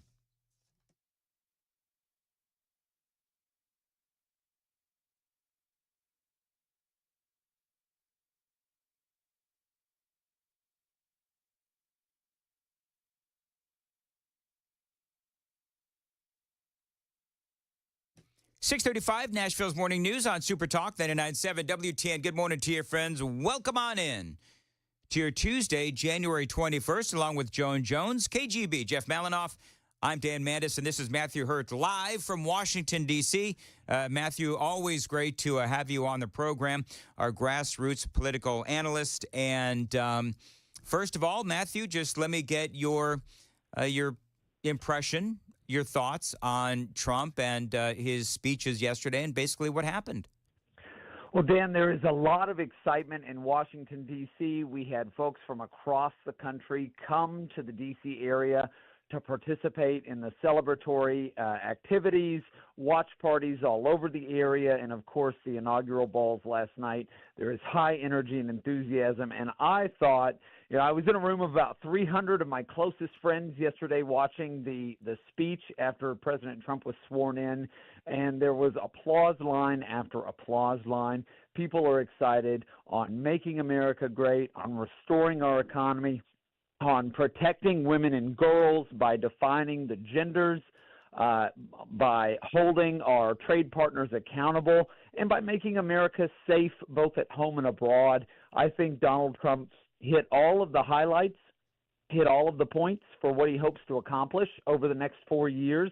And I think the wind is in his sails, and he has a tremendous opportunity. Somebody said yesterday, I think it was Scott Jennings, that Trump right now is at the apex of his political power. I mean, I think I would agree with that. What say you? What say you? Well, Scott Jennings has been an excellent surrogate for Donald Trump on CNN for the last 18 months, and he's absolutely right. I think that, anecdotally, on the ground in 2016 when Trump got elected, it was hard to find in Arlington, so close to D.C., it was hard to find fervent supporters of Donald Trump. He had just come out of a nasty primary with 16 candidates, and people really didn't rally behind Trump in 2016 in many places. This year, it is the exact opposite. There was so much energy and enthusiasm through the election, and now as Trump starts on the first full day of his presidency, I think there's a tremendous opportunity, and he has the support of the people. The polls show that the American people want secure borders. They want safe streets. They don't want radical gender ideology in their schools, and they want trade partners who pony up and make trade fair. And I think all of those things heading into the first full week of the Trump administration, we've got a tremendous opportunity here. So when he's signing all of those executive orders in front of 20,000 people, I'm reasonably certain that's never happened before. It has never happened. It's funny that you mentioned yesterday during the inauguration watch party, somebody came to me and said, right after he's sworn in, he should sign some of these executive orders. And more or less, he did it. He moved on to the next activity and started to sign them. And I think the American people, it shows, how is the sausage made in Washington? And one of those is to undo the damaging executive orders and take a level of action that Donald Trump is authorized to take. And it has never happened before, and it was incredibly popular. And, of course, it took several hours for him to go through these, and the American people, the people in attendance, were ecstatic and excited the entire time. Yeah, people screaming, "Can I have a pen?" It was great. One of the things, and maybe this is just me, but one of the things that I particularly enjoyed about his speech, his inauguration speech, was that you've got Joe Biden, the architect of the disaster of the last 4 years, and he's sitting there and he's having to just sit there and listen as Trump accurately describes the disaster that America has been the last 4 years. And I don't I don't quite know how to respond to this, but people are trying to somehow give the Democrats credit for sitting through all of that. Well, one of the things that Donald Trump said in his inauguration speech is this is a revolution of common sense. And it's a bit of a page from our friend on the north, Pierre Poilievre, who's running as a conservative in Canada. This common sense revolution. Most Americans on many of these issues, you have 70, 80, 90% agreement on these issues. And the radical left and Joe Biden and their allies in the media have made it sound like we're the weird ones. In reality, a majority of Americans support most of these policies. And for Joe Biden and Kamala Harris to have to sit through the reckoning, I think was appropriate. And we are going to see at least 2 years and hopefully 4 years of these policies making their way through Congress and making their way to the approval of the American people to, again, make America great. I mean, it's kind of funny you invoke the term weird because, I mean, Tim Walz and the Democrats, remember there was like a 2-week period where their big line was the Republicans and Trump supporters are weird. I mean, it's one of many absolutely tone-deaf things that the Harris, and I feel like I'm going backwards too much, but it's one of the things that they really tried to sell, and they were not able to sell. But, what's interesting, Matthew Hurt, is that it feels like the Democrats, they just haven't learned. Donald Trump was sworn in for a second term as president today. He did not kiss the Bible, a la drunk Andrew Johnson in 1865. But nor did he put his hand on the Bible as he was sworn in, which was odd. He just left his left hand dangling by his side while his wife held the Bible vaguely near to him, but he never touched it. Trump's transition into his second term in office has not been covered in the media broadly as a debacle, but I think objectively speaking, it has been a debacle. I mean, just describing what has happened in this transition, it's like no other transition we have seen other than the other bad Trump transitions in modern times. I mean, it's been error and humiliation upon error and humiliation. So I don't know what the heck she's talking about. Number one, as we explained earlier in the broadcast, I'm not sure what happened with the whole hand on the Bible thing, but Melania was a couple of seconds late walking up to the podium, and I don't know if Chief Justice Roberts, I don't know if he started too quickly and she was just a little late, but it doesn't matter.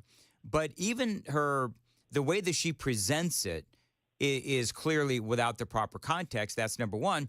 And number two, with that second part of her analysis, disaster after disaster, I don't believe that there was disaster after disaster. It's kind of weird that Rachel Maddow is so concerned about the position of a Bible in our government. Yes. Our elected leaders and many appointees take the oath of office, and that's appropriate. Additionally, weird that people like Rachel Maddow want to deny science on genders. The whole scope of their ideology has really been exposed. And to her point about debacle after debacle, first of all, this is the first full day of the Trump administration. He has more people in place, political appointees and others. He posted on Truth Social last week there were more than 1,000 who had already been hired. He is at least 2 times and perhaps even 3 times more staffed up than he was at the same point in 2017. It is obvious that the transition efforts took place outside of the General Services Administration, which is traditionally where the transition is held, where those offices are held. And he did this and his team did this privately. And we are ready, and the Trump administration is ready to hit the ground running today. And in fact, I mean, you saw it yesterday, even yesterday. They're hitting the ground running so that they can do the most in the time that they have available to them. Yep. Again, which legislatively is a total of 4 years, but it is very likely going to be 2. And so he's going to, he's hit the ground running and is doing everything he can. The promises that he made to the American people, he is already keeping on day one. Listen, if the Republicans ultimately end up doing well, if Trump ends up doing well, then who knows what's going to happen in the midterms. Matthew Hurt is joining us on Super Talk 99.7. Real quick, we got to check the roads on Super Talk.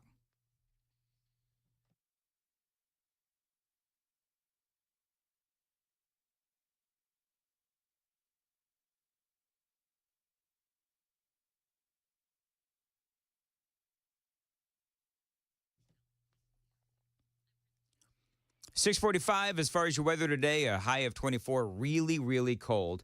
Appreciate you listening to Nashville's Morning News. And so, Matthew, got to ask, when it comes to all of the pardons, Joe Biden pardoning his family, the helicopter ride out of Washington, D.C., it's like the helicopter ride of shame because we're just getting word and sort of understanding exactly what Joe Biden did, which was in the literally, I guess it was in the last couple of minutes of his administration, he signed all of those pardons for his family, and then he helicopters out of town. Just amazing, and even the Democrats are scratching their heads at this.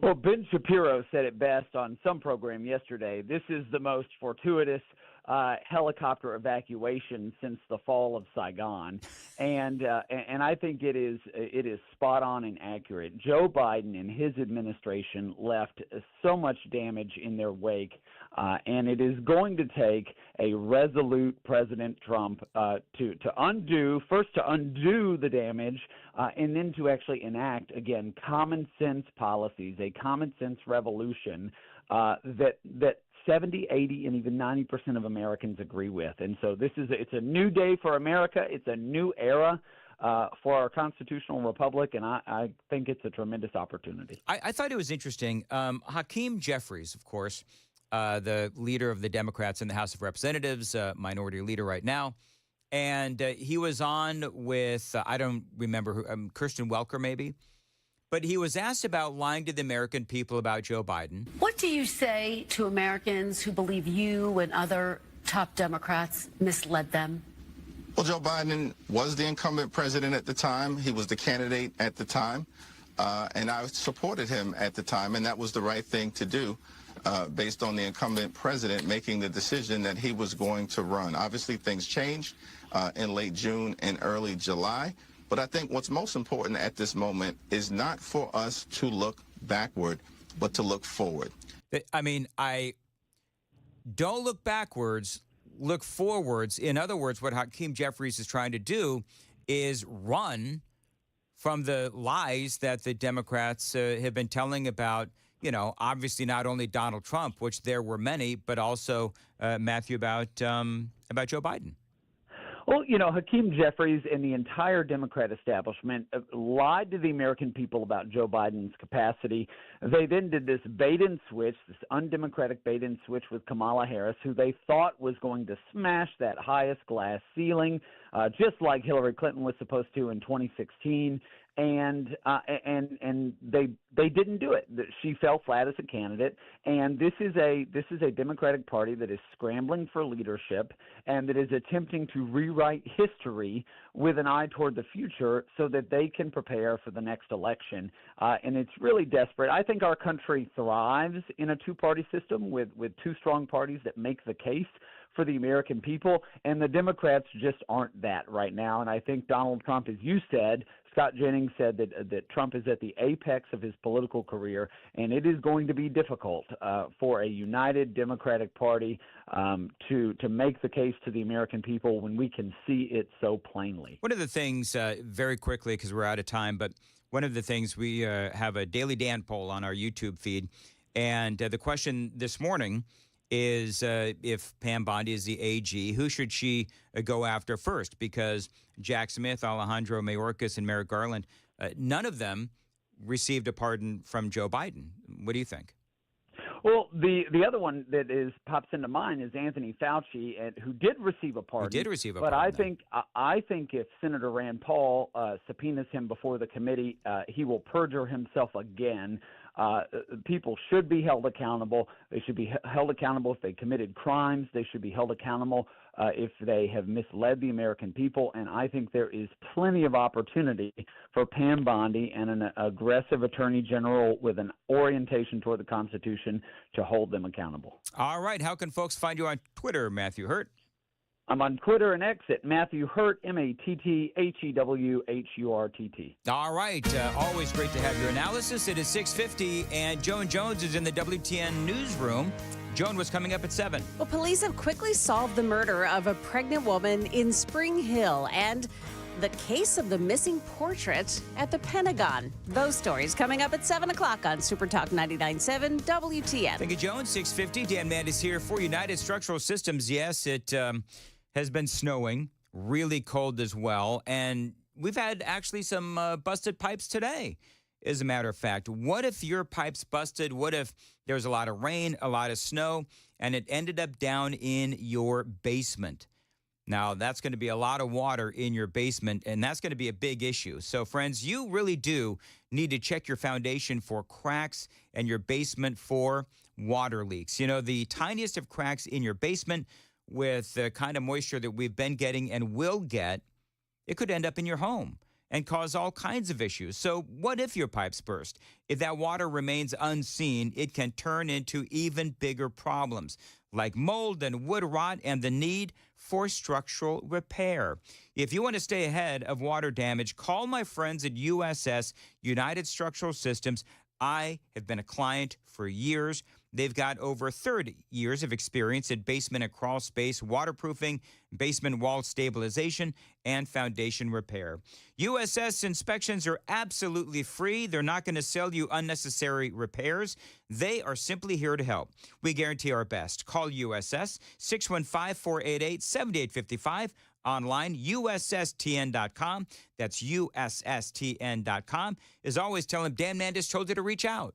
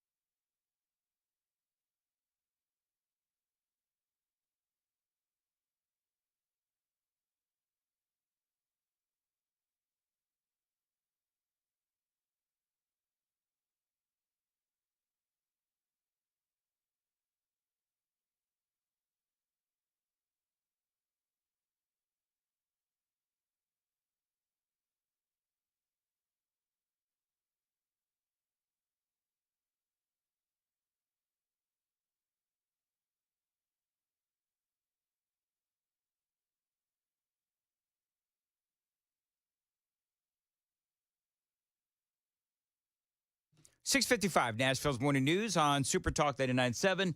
WTN, Dan Mandis here. And, my entire life I've dealt with the hassles of glasses and contacts. And as I've gotten older, my eyesight has been getting worse and worse. Issues driving at night, reading small fonts and halos around lights. Really frustrating.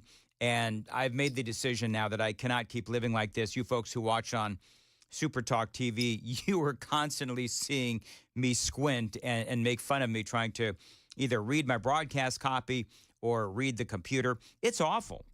That's why I'm so thankful that I've now found Dr. Horn and the team at Vision for Life. They're my team. They've helped thousands take control of their vision. I'm excited now to be one of them. The process actually begins next week. I'm not going to lie. I'm incredibly nervous about this. However, they're also putting me at ease and telling me exactly what to expect. Now, after discussing lens replacement with Dr. Horn and how the procedure can correct both near and far vision while eliminating cataracts for good, I knew that I had to take that leap. Now, stay tuned. I'm going to be sharing my journey with you every step of the way. If you're dealing with the same struggles, you owe it to yourself to check out Vision for Life and see why they were voted Nashville's best ophthalmologist. Call them today. Tell them Dan told you to reach out. 615-436-2020, 615-436-2020. Find them online anytime. Visionforlife.com.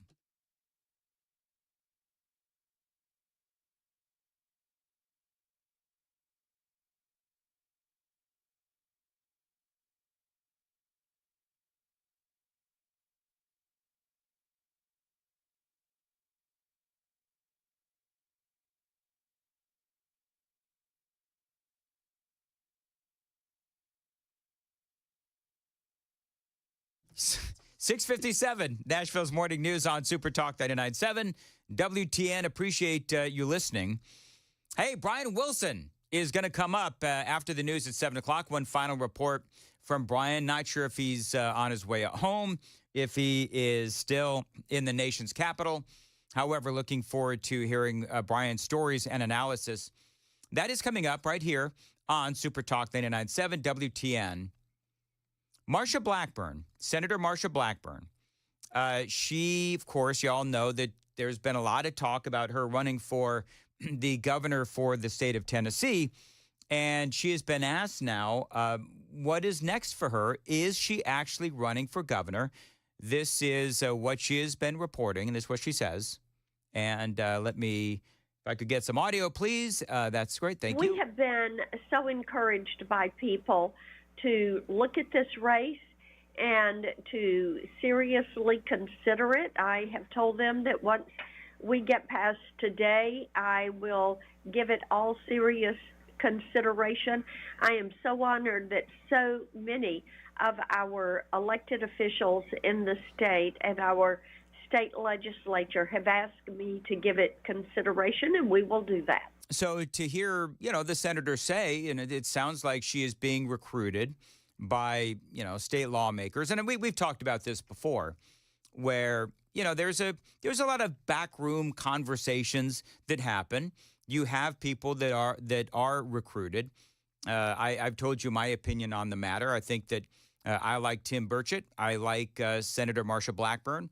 I think at the end of the day, and Congressman Burchett has not announced that he's running for governor, but I think that the big money and the donor class, I think they are going to be supportive, clearly, of the senator. And she has a lot of history here in the state of Tennessee. So, I believe that she would more than likely win based on her support from the party and also her history here in the state of Tennessee, as well as the funding. Brian Wilson is coming up next on Super Talk 99.7 WTN.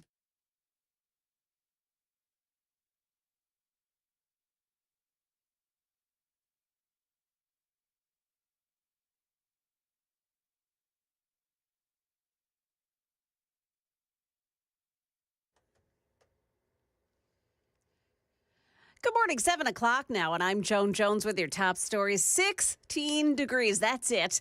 And we'll head up to about 25 degrees later on today. The full forecast is still to come here. Spring Hill police discovering a pregnant woman who had died in her home on Gale Lane yesterday. Now that woman's boyfriend is under arrest. 29-year-old Vital Wagner was tracked down in Robertson County. Police said that he was the person who called police to report the woman's death. The woman's unborn child also killed in this incident. Wagner is now charged with 2 counts of first-degree murder. Well, today marks the first full day of the second Trump presidency. Tennessee Attorney General Jonathan Skrmetti has a prediction for the next 4 years. It is a different America come Monday. We may still sue the federal government here and there, but I think we're going to see an administration a lot more aligned with the policies that Tennessee's elected officials have adopted. And so you're not going to see the kind of conflicts that we saw with like Title IX, or you're not going to see the Department of Justice coming in to sue us about our big legislation in the same way. Skrmetti says he is worried, though, about other states trying to interfere with what Tennessee is doing legislatively. The first 2 January 6 defendants pardoned by President Trump were released from jail last night. An incoming White House liaison with the Justice Department identified the men as Pennsylvania brothers Andrew and Matthew Valentin. ABC's Jay O'Brien reports from outside the D.C. Central Detention Facility. That's where Trump supporters gathered to welcome the former inmates.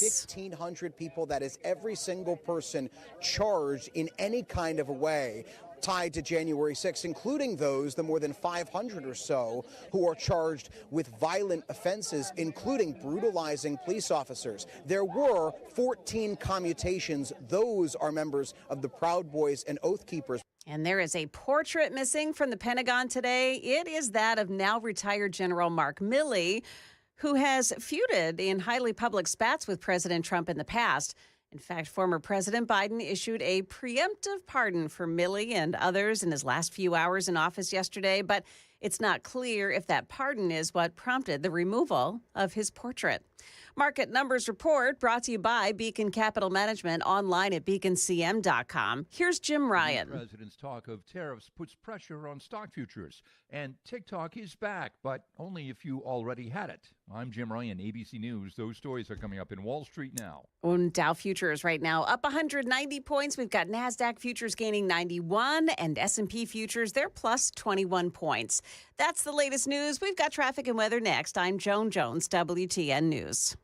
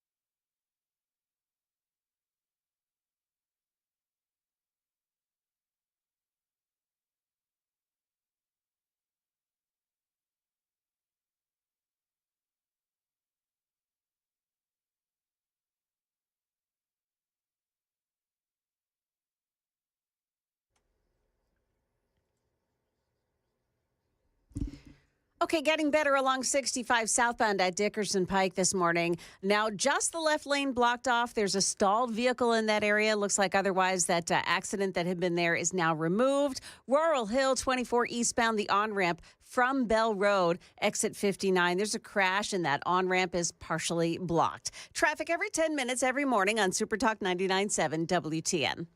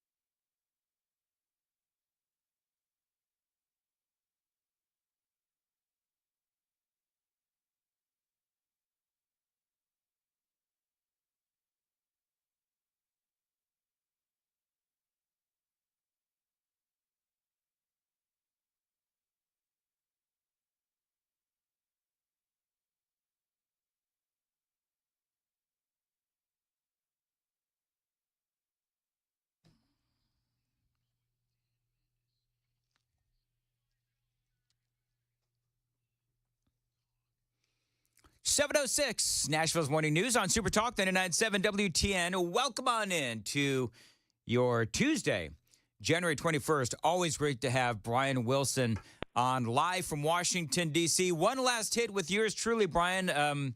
Let's talk about, first of all, everything that happened yesterday. I've been trying to encapsulate everything. I would need like 12 hours to go through all of the content that I have today.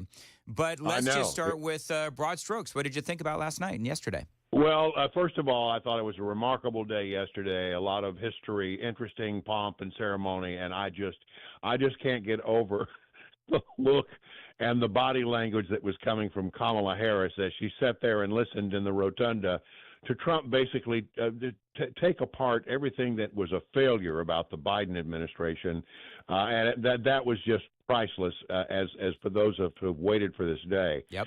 But as the day went on, it was a remarkable day. You know, starting to the pardoning of the January 6th folks. And then of course all of the speeches that he gave and the executive orders that he signed, it was just an incredible day. You really, honestly, it's like trying to report all this is trying to like get a drink of water out of a fire hose. It's just coming so fast and furious. But that's what he promised, and that is what he's delivering. And you know, he made news even before he got to the White House. Which is pretty remarkable. But he's got another full day today, and I think we're going to see another day of extreme activity from this administration. Now, it's not really unique that a former president has to sit while the person that beat him or defeated his party, whatever it is, goes through and talks about all of the failures of his administration.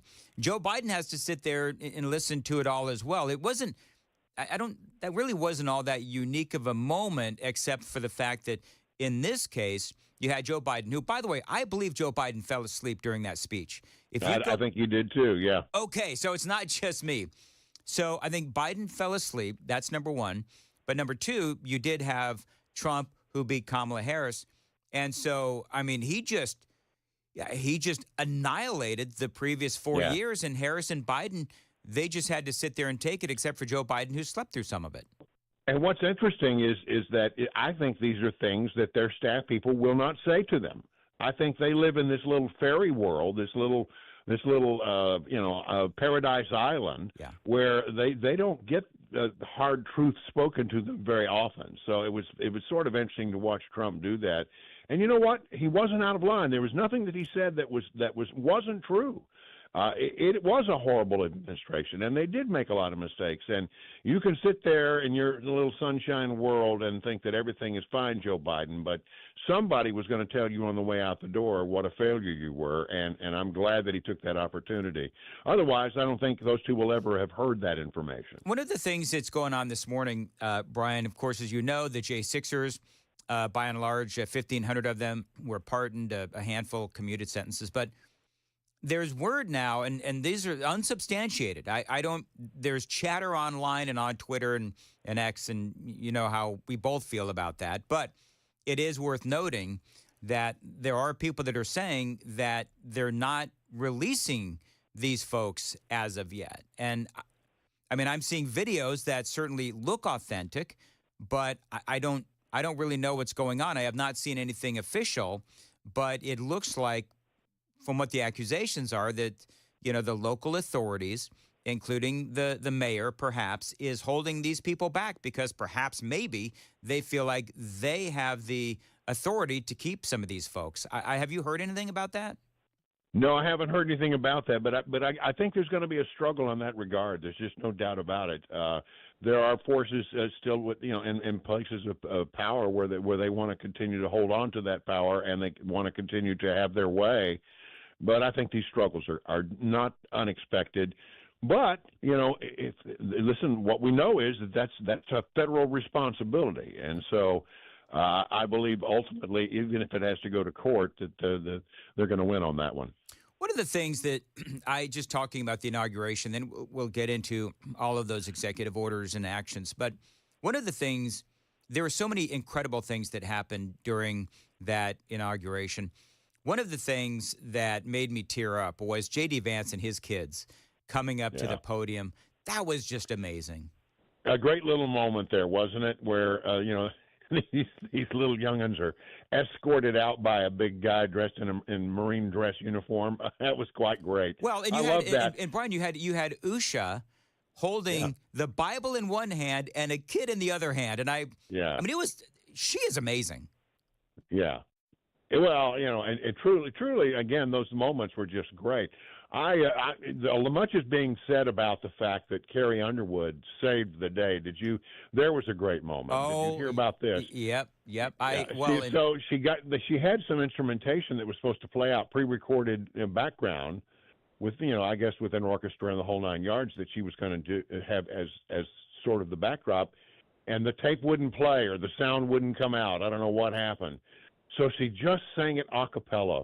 And everybody in the room, and I can only imagine what it must have sounded like in that fantastic rotunda, where the acoustics and the reverb would just be remarkable to hear everybody singing along with it. What Brian, a moment. And Brian, I've got that audio. First of all, this is when the music just stopped.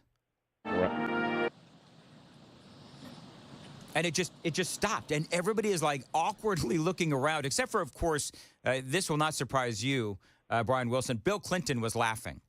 So you had that moment, and then Carrie Underwood, she does sing it a cappella. Brian, it was an amazing moment.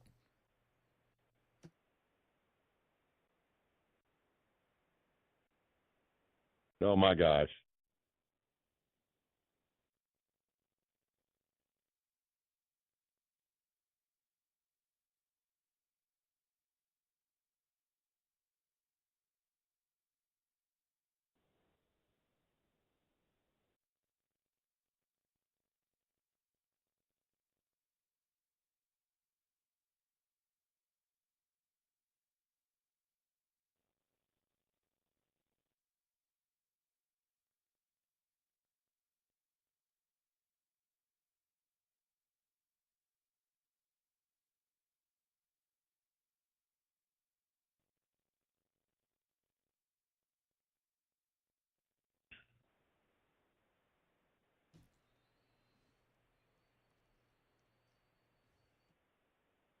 I mean, Brian, just amazing. That's perfection, isn't it? And if you're an American, and that doesn't bring a little close your throat to close up a little bit and your eyes to water, then you're not really. I don't know what's wrong with you. Brian, I admitted That's earlier in the broadcast, right there. I was fanning my eyes, man, and every time I hear it. And it's part amazing, of it, truly amazing. Yeah, part of it was that everybody else started singing along with her too.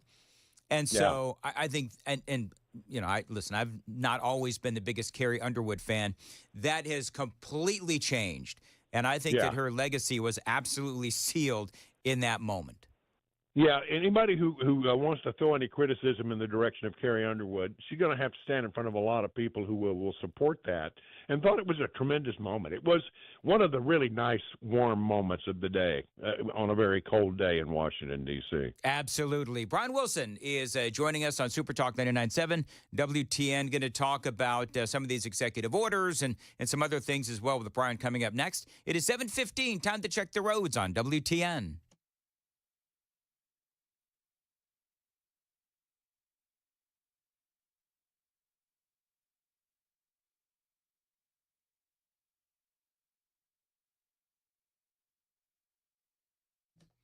$7:15, Nashville's Morning News on Super Talk 99.7. As far as your weather today, a high of 24, really, really cold. And I appreciate you listening to Nashville's Morning News. And so, Brian Wilson joining us. Are you still in D.C.? I'm just on the edge of D.C. in Maryland this morning. All right, very good. Some local news, if I may, just very quickly.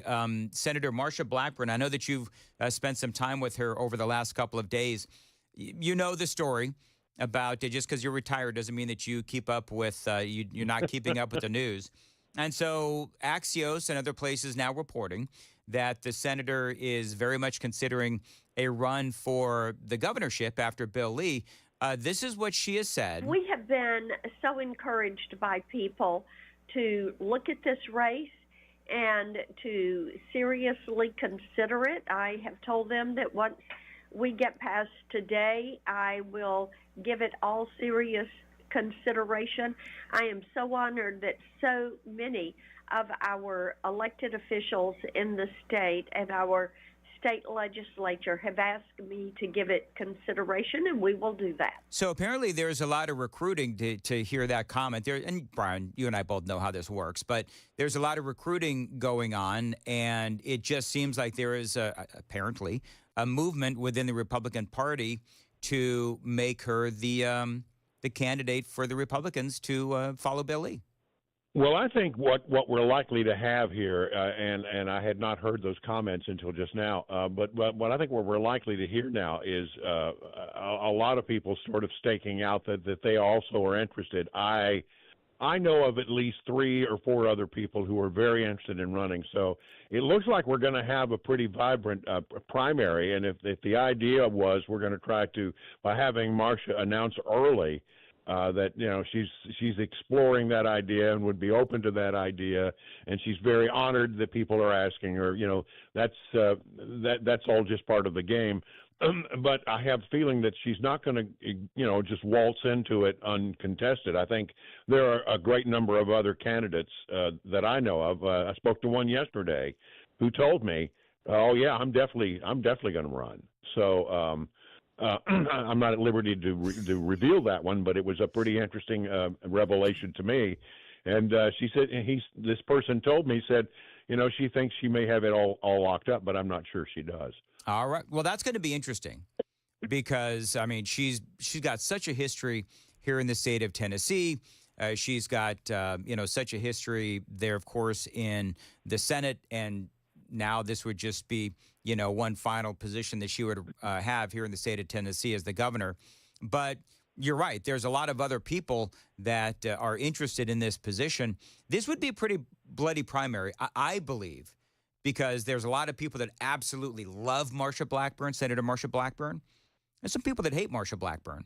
And so I'm just telling you that there are forces within the conservative movement that also don't like her. So that would be intriguing indeed. All right, very quickly, 7:19 on Super Talk 99.7. Brian, we got about a minute left. Have you ever, in all your years of covering inaugurations, have you ever seen a president just sit there and sign, you know, executive order and action after executive order and action in front of 20,000 people? That was a remarkable moment. I mean, you know, one thing you can say about Donald Trump, he's a showman. He likes to put on a good show, and he knew that the audience would lap that up. But think about it. What an interesting moment.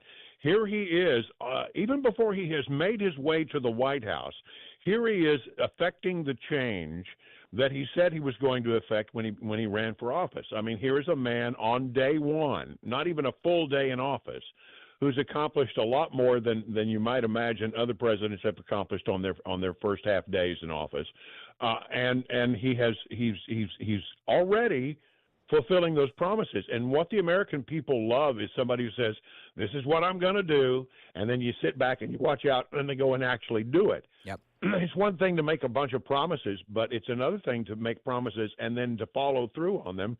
And he's already followed through on a great number of the promises that he made. It's amazing. It is absolutely amazing. Talk about not only hitting the ground running, but at warp speed as well. Brian, I've got like 30. It's almost too much. I don't know how we're going to keep up with all of it. I've got 30 seconds. Did we leave anything out? No, I just think a remarkable historical day, and just like everything that has to do with Donald Trump, nothing about Donald Trump's presidency has been done the traditional way. He doesn't come from a traditional background. Certainly, having the gap 4 years where Biden was in office, we don't normally see somebody serve 2 terms separated by a term. I mean, there's just nothing about this presidency that fits the norm, and I'm okay with that. I love tradition, and I love the pomp and the ceremony that we saw yesterday. But I love the fact that he just does it his own way, and he looks at every single thing and says, "Well, yeah, I know we've always done it that way, but does that way make sense?" And that's what I love about this president. And I think that's what a lot of people like about him. He doesn't just accept the status quo. And I think we're in for an interesting 4 years. It's going to be fun to watch. Well, Brian, one of the things that Donald Trump said yesterday. Hold on to your britches. He said, hold on to your britches. Hold on to your britches. It's going to be that kind of a 4 years. Brian, as always, thank you very much for your analysis here on Super Talk 99.7 WTN. Spot on as always. It is 7:21. Joan Jones has the news coming up at 7:30. Joan, what you got? Well, we have breaking news this morning about a prisoner swap that has just been completed this morning. That's coming up at 7:30 on Super Talk 99.7 WTN. Thank you, Joan. It's 7:22. Dan Mandis here for the Glock store. Now, this is my gun store. It is where I train and where I need to go more often here in 2025, and you do as well. Now, you know that they've got those private shooting rooms and personal instructors, not multiple lanes and some stranger shooting next to you. Now, they've got an exciting 2025 new year, new deal just for you. All month long, you can book a shooting session at shoot270.com. Now, I want you to go to shoot270.com, find the video. I actually haven't seen it yet, but I went over there last week, and I shot a World War II submachine gun called a Sten. Now, I'd never heard of it. I'd never seen one of these guns, but wow, that was an experience. Now, if you want to have that same experience firing this World War II submachine gun, the Sten, then you book your shooting session, you mention my name, and you get to have that same experience by firing the same gun that I did. Now, that's I don't know what kind of a dollar value that is, but my friends, that is an experience that you will never forget. The incredible, incomparable, shoot270.com, only in Nashville and only at my place to train, the Glock store. Again, find that video at shoot270.com. The Glock store, minutes from the airport and worth the drive from anywhere.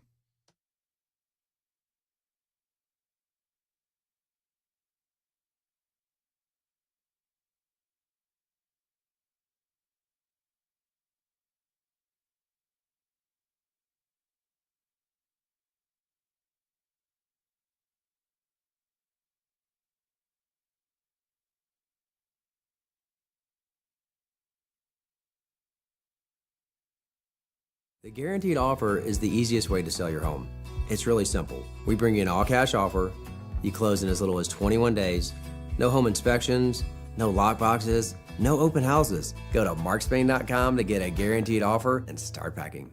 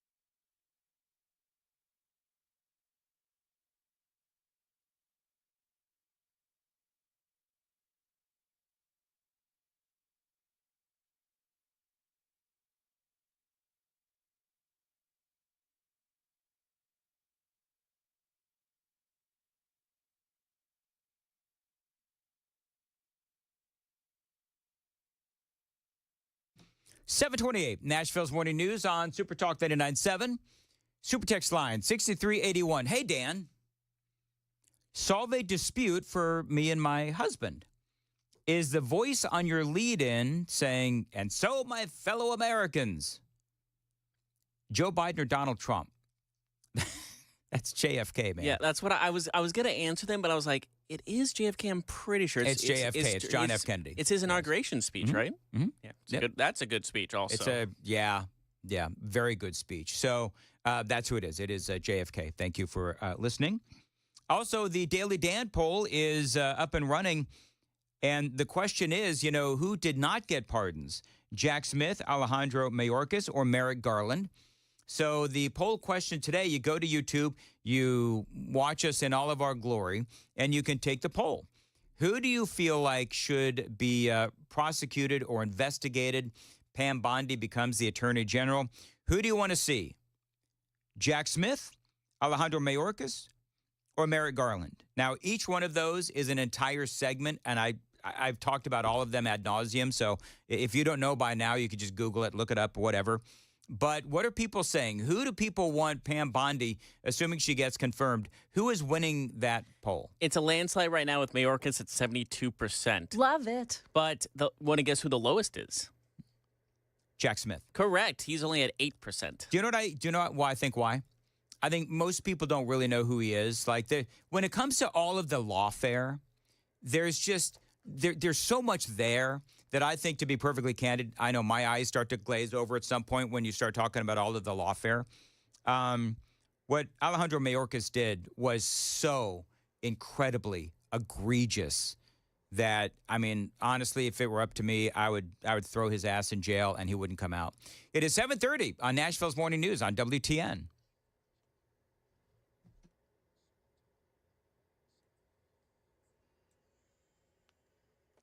Good morning, 7:30 now, and I'm Joan Jones with your top stories. Got to watch it this morning as the cold weather stalling out over Middle Tennessee now. Forecasters say the cloud cover that you see may release some snow showers today as well, but there's no accumulation expected here. And tonight the winds will increase, pushing wind chills to 0 and below. We've got more in the forecast coming up.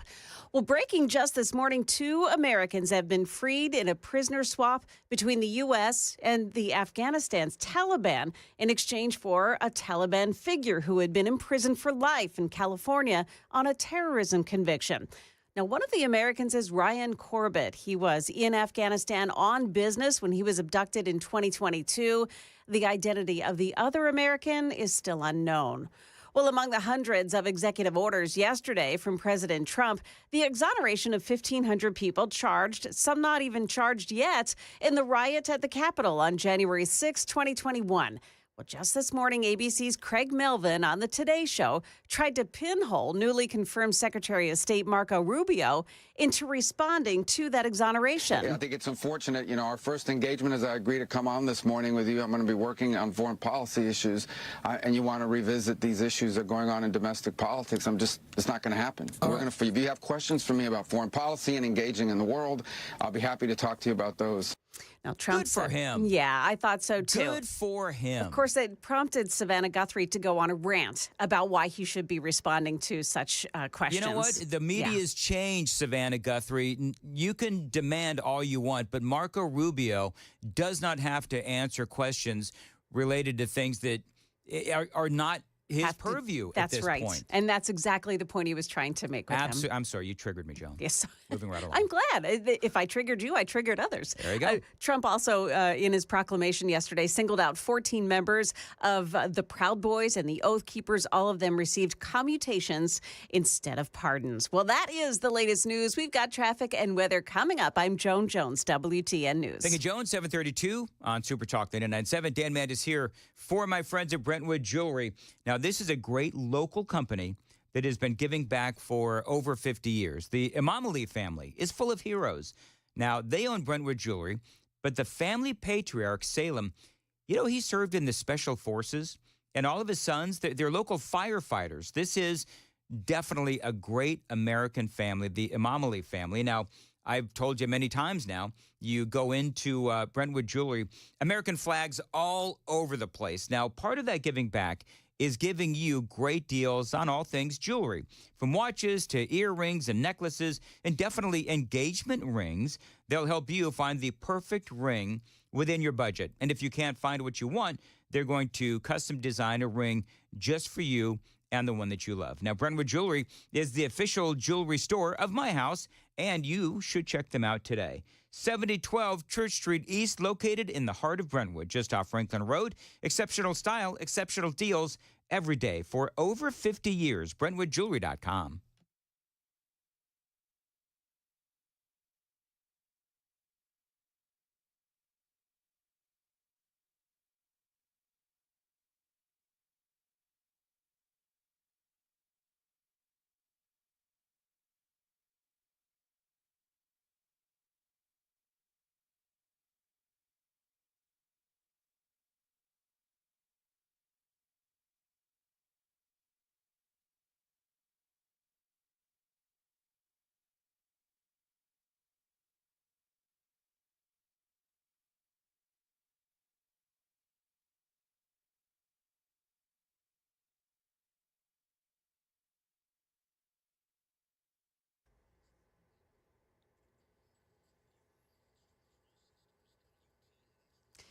So there's an accident at Harding Pike west of Vaughn's Gap Road this morning, and that's in Westmead. Be careful. Also, the 24 eastbound on-ramp from Bell Road, that's still a mess this morning by a crash. The on-ramp partially blocked. Traffic every 10 minutes every morning on Super Talk 99.7 WTN. Dan Mandis here, 735 on Nashville's Morning News. You know, my entire life, I've dealt with the hassles of glasses and contacts. And as I've gotten older, my eyesight has been getting worse and worse. As you folks who watch us on Super Talk TV could tell, I'm always squinting. I've got issues driving at night, reading small fonts, reading the computer, halos around lights, and it is frustrating. And I've decided that I can't keep living like this, and that's why I'm so thankful to have found Dr. Horn and the team at Vision for Life. Now, they've helped thousands take control of their vision. I am excited now to be one of them. My procedure begins next week, as a matter of fact. And now, after discussing lens replacement with Dr. Horn and how that procedure can correct both near and far vision while eliminating cataracts for good, I knew that I had to take the leap. That's what I've got. I've got cataracts. They are awful. Now, stay tuned. I'll be sharing my journey with you every step of the way. If you're dealing with the same struggles, you owe it to yourself to check out Vision for Life and see why they were voted Nashville's best ophthalmologist. Call them today. As always, tell them Dan told you to reach out.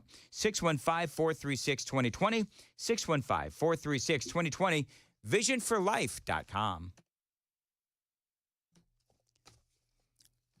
736, Nashville's Morning News on Super Talk 99.7 WTN. Welcome on in. Hope you're doing well. And welcome on in, Jonathan Fahey. Always great to have you on, Jonathan. You, of course, served in Trump administration #1. And I wanted to get your opinion because you were part of Donald Trump's battle against illegal immigration. And so I want to talk about the fact that Trump, of course, declaring war on the southern border. He's saying that it's an emergency on the southern border, a national emergency, I think. But one of the things that he did right away yesterday, he canceled the CBP1 app. Very controversial. Talk about exactly what that CBP1 app does and why it's a big deal now that Donald Trump has decided to cancel it. Yeah, this CBP1 app, which was, basically it was sort of the amnesty app that we've talked about.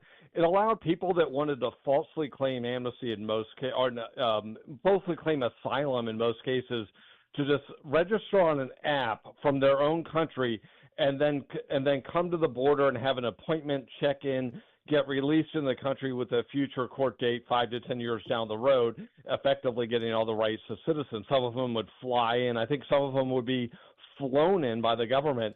And this brought 900,000 people to the country, just this app alone, in addition to all this nonsense we saw at the border and everything else. So I think, a couple things. It's important just to say the nonsense of the last 4 years is over. We don't have an open border anymore. We have rules of law. We're going to put American citizens first instead of the interests of the Democratic Party or illegal aliens. But basically, this shuts down one of the avenues people are coming in, and now they're going to shut down the other ones with the sealing up the border and things like that to make it much, much harder for people to get in and then much easier to kick people out once they are here and have committed new crimes. You know, I thought it was interesting. I've just pulled up your resume. Deputy Assistant Secretary of the U.S. Department of Homeland Security, later senior official performing the duties of the Director of U.S. Immigration and Customs Enforcement, of course, ICE. So this is, right up your alley. So when I heard that Trump, of course, we all knew that he was going to take executive orders on immigration. I know that you know a lot of this stuff intimately. How easy is it going to be for Trump to be able to use the military to facilitate protecting our southern border?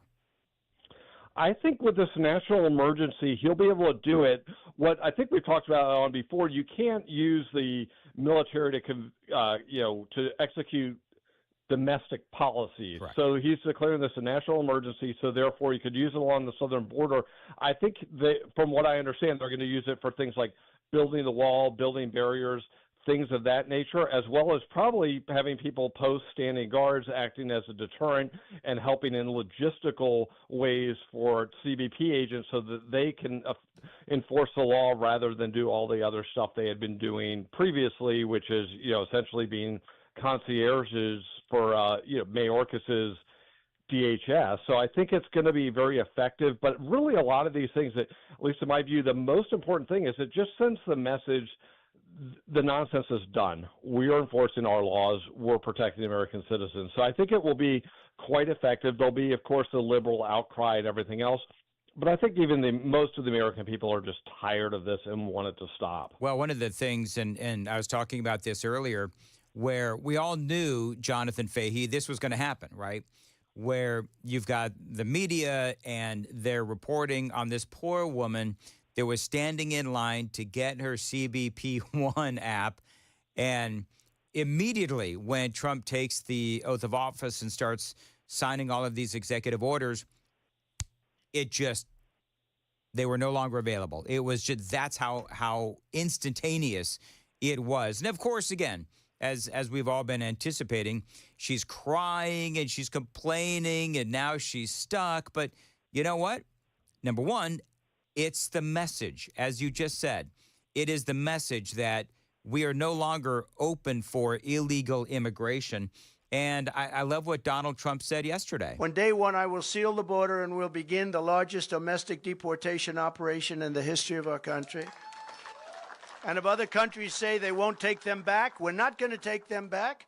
I will say that, here they come. You're just going to hold on to your britches because here they come. They're coming back. I mean, I loved the hold on to your britches. They're coming whether you like them or not. Talk about that process, though, because, you've got El Salvador, you've got Honduras, you've got Guatemala, you've got these nations that, bad guys have been coming from these nations, especially Venezuela, by the way, which is another one of those nations. And so, if they decide they're not going to take them back, how do we force them to take these guys back? It seems like a couple things. I think the most effective things are what Trump's going to do, and which he's already been effective with, is things like threats of tariffs. Saying, hey, if you don't take it back, there's going to be tariffs. There's going to be other consequences. Many of these countries get aid from the United States. Cut that aid. There's other things that are done that I think we've talked about before, but a lot of these countries get a lot of money from people that have immigrated here, often legally, sending remittances back to their country, which is money back to their countries, and we could do things like tax the remittances or have some penalty on that or maybe bar them. So there's probably a lot of ways economically that we could impose things on, and I think a lot of these countries may not want to play chicken with Donald Trump, particularly on the front end to be the example, because, for all we know, he'll just start landing planes in their country and letting people off, and they're not going to do a single thing about it. So I think it's not going to be as hard. I mean, the Joe Biden administration, every country knew they could just push them around or extract major concessions for anything they do for us.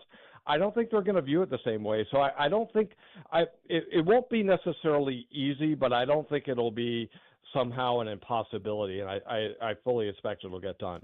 One of the things Trump did was he signed an executive order to end birthright citizenship. The ACLU has now filed a lawsuit challenging Trump's aim to do that. This is clearly something that is going to have to be hashed out in the courts of law. Probably will end up going to the Supreme Court. What do you think about that? It's quite interesting, and the purpose of the birthright citizenship, as you know, was after the Civil War to basically say how do we determine who's a citizen after slaves were free, and it was determined, people were born here, things like that. So it was designed for a specific issue. I think the thing that Senator Mike Lee always discusses is, well, it says people that are natural born in the United States, but also subject to the jurisdiction of the United States. The argument is that if you're here illegally, you're not subject to the jurisdiction of the United States. Therefore, your child that's born here would not be either. So I think it's ultimately it's going to go in the courts. Senator Lee's point is Congress can define what it means to be under the jurisdiction of the United States. Donald Trump's executive order defines that. The courts will sort that out. But again, the most important thing here, however it comes out, it's again another message for Donald Trump. Stop gaming our system. Come here, have a kid, and then all of a sudden you're not allowed to deport. People will get outraged when you want to deport the parents because the kid's born here and all these other things. And it's like people gaming our system has to end. It's been abused. It has absolutely been abused. We have I think they call it birthright tourism. We got a bunch of women, and this is particularly true from women from China, where they'll come here. They're like 7-8 months pregnant. And then they set up shop in I know there was one community in California that was notorious for this. And they come here and they have their babies so that they can have dual citizenship, these kids. And it's like a long play for for these communities and for these families and for these countries. So it has been abused. And you're right. I think messaging is a big deal. We'll have to see where this all goes. It is 7:45. Time to check the roads real quickly on WTN.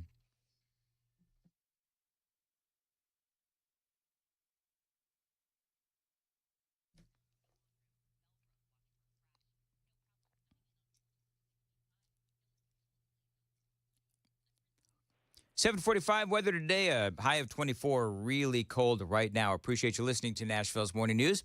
Your complete forecast is coming up at the top of the hour. Jonathan Fahey is joining us on the Newsmaker Hotline. All right, Jonathan, the president, of course, gave pardons to almost all of the J6ers. A handful got commutations. I don't know if you've heard anything, and we've been talking about this sort of unofficially all morning long. There are reports that the local authorities there in Washington, D.C. are not allowing some of these J6ers to leave. I don't know if you've heard anything about that. There's a lot of chatter on social media. I have not seen that this is officially being reported anywhere, but give me your over-under on the pardoning of all these J6ers. Not really a surprise. Not a surprise. I think a good thing, and a good thing that he did it right away. There's no reason to sort of mull this over. It's just get it done, pull the Band-Aid off, stop talking about January 6th. I have not heard the thing about the authorities not releasing people. My gut feeling is more of if somebody's still in, it may be sort of an administrative issue that there is a time lapse. I think these may have been signed yesterday evening before it gets to a court, or it gets to a court and then to a jail and stuff like that. But if they are playing games, I think Donald Trump will stop that immediately. But it's good to get these out of the way. And the other thing that's really funny is I was pulling up, I think, a CNN this morning on their website, and they're outraged about this, but they don't have anything about the fact Biden pardoned somebody who murdered 2 FBI agents. And not pardon, he commuted the guy's sentence. Yeah. And that doesn't get any news. And it's just funny that it's like, where were the victims of the death row inmates on the news talking about the Biden commutations? But they're going to have anyone that was affected by, January 6th, on the news talking about how horrible it is. And the guy you're talking about, Leonard Peltier, a Native American activist who, literally shot and killed 2 FBI agents. And so you do, Jonathan Fahey, you've got all of this hand-wringing over all of these J6 pardons. You don't have a lot of folks talking about the fact, except I have, of course, this morning, talking about how Biden pardoned, his family. And not only did he pardon his family, but he did it in the last, 5 or 10 minutes of his administration. And it was announced as Donald Trump was was giving his speech. It's amazing. You're exactly right. It's so awful, and he knows it's awful that he had to hide it and bury it in the news because he can't stand up for it. You think the great thing about Donald Trump is he said he was going to do it, and he did it, and he'll talk about it. But Biden did it, hiding on the way out the door. But it just shows the media. I mean, they're so bad, and it doesn't seem like they're capable of learning the lessons about how their bias is destroying their industry. But they've been such a one-trick pony on this January 6th issue. The amount of times they've run stories on it, and every January 6th has to have vigils and things like that. It's just so over the top. It's like they should, if they're going to be a one-trick pony, they should at least learn a different trick because it's really boring at this point. And no one cares. And they've invested their bodies and souls into this event. And the American public have a lot more important things on their minds than January 6th and what Donald Trump said at a speech or somebody that hurt somebody's feelings. They need to end that stuff. Yeah, all that is over. Jonathan Fahey, always great to have you on, and we'll have you on again soon. Jonathan Fahey with some great commentary there. Appreciate it. It is 7:50 on Nashville's Morning News on Super Talk 99.7 WTN. Coming up after the news at 8 o'clock. I think I'm going to play some of the reaction. I've got a lot of audio that I haven't even played yet. Doggone it. Some great audio from CNN on their reaction to Joe Biden pardoning his family because they're realizing that he did something that one of the words that they use is tawdry. So they definitely not fans of Biden pardoning his family because it just makes him look guilty. And the best part is they're trying to blame Donald Trump for it. So details straight ahead. It is 7:50 on Nashville's Morning News.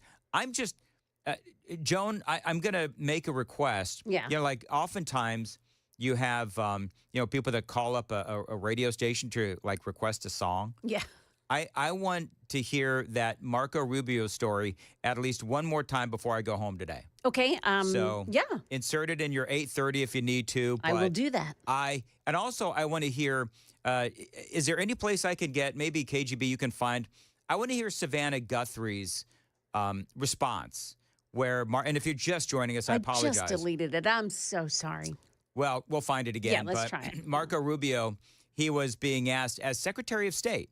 Marco Rubio is being asked about the January 6th pardons, I guess it was. And he told him, look, I'm here as Secretary of State. I'm here to talk about world matters. And you're asking me about this, which is not my purview. And basically, he told Savannah Guthrie, who I believe is at the Today Show, telling her to, go stick it. And I love that. It is 7:51 on Super Talk 99.7 WTN. Joan Jones does have the news coming up at 8. And Joan, what do we got? Well, one of the things I don't think we talked about yet, 51 people stripped of their security clearances after President Trump took the oath of office yesterday. That's another one. We'll tell you about that. Also, a Nashville TikToker's warning after a frightening ride from a Lyft driver. Those stories coming up at 8 o'clock on Super Talk 99.7 WTN. Thank you, Joan. 7:52. Dan Mandis here. Make 2025 the year that you get active again. Now, if you've been sidelined with chronic back, neck, and knee pain, check out my friends at the Wellness Institute of Nashville and Dr. Kevin Mitchell. Now, I've been a client for over 10 years. I have never felt better. Now, I arrived in Tennessee over a decade ago, and I went through spinal decompression therapy for my chronic back, neck, and knee pain. Now, it really did help. Every once in a while, I need an adjustment, and Dr. Mitch does indeed Fix me right up. Now, right now, a great deal going on. The Wellness Institute of Nashville, they're offering the Big 47 offer in honor of our now 47th President of the United States. 47% off spinal decompression. That's right. Celebrating Donald Trump's victory and now his inauguration and now day one of his second administration. 47% off spinal decompression. That is a great deal. So call them today at 615-246-5009. Always tell them Dan Mandis told you to reach out. They utilize the latest high-tech equipment in their state-of-the-art facility to provide effective, non-surgical solutions to your chronic back, neck, and knee pain. Call them 615-246-5009, painisbad.com.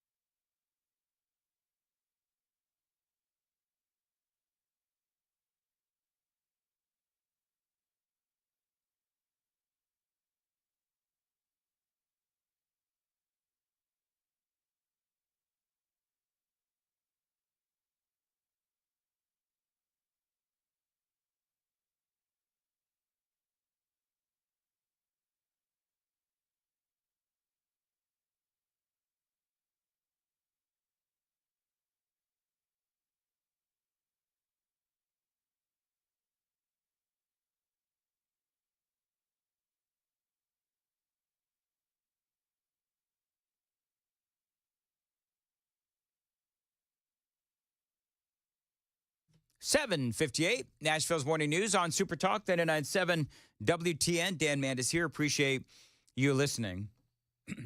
So Rachel Maddow is being blasted because, and we're having fun with some of her audio because it is just so, it's like so Rachel Maddow. So you had Trump, and he called the national emergency there on the southern border. And so she's got her intrepid reporter on the southern border, and I want you to listen to this. A state of emergency is officially now in effect on the border. Does it feel like an emergency where you are standing? Feels no different than 20 minutes ago or 30 minutes ago or an hour ago when we got here early this morning, Rachel. The best part of all this, like there's nobody behind the guy, right? There's nobody there. They're obviously situated in a place where, actually, here's what's funny. There's fencing or some kind of a wall behind this guy. So, of course, there's nobody there because there's a barrier. Duh. Practical change that we do know that has gone into effect here is that CBP-1 app that was put into place by the Biden administration, part of their effort, stated effort to have a more fair, safe, humane, orderly process at the border, has been discontinued by... The reason it was discontinued is because it didn't work, and it caused even more chaos, whatever. All right. Fiery, aren't we, Dan? Yeah, well, you know what? I think I'm glad it's the 8 o'clock hour. Do you want to open up the phone lines? Joan, should we open up the phone lines? Oh, yeah. Don't you want to hear what people have to say? I do. You know what? I want to hear what folks have to say. So take the phones off hold right now. 615-737-9986. I want to talk to you folks. I'm feeling a little testy. 615-737-9986. I want you people to put me back in a good mood. Call right now, and we'll look forward to talking to you on the other side on Super Talk 99.7 WTN.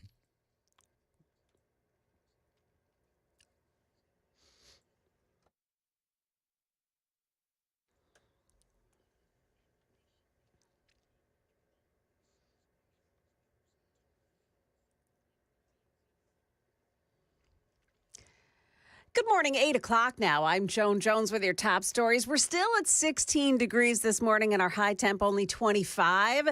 Stick around for the full forecast in just a few moments. Well, as promised, President Trump issued a flurry of executive orders dealing with a wide range of issues yesterday. He has withdrawn the U.S. from the World Health Organization, ended birthright citizenship for anyone who crosses the U.S. border illegally. He's closed down the CBP app that helped process illegal immigrants.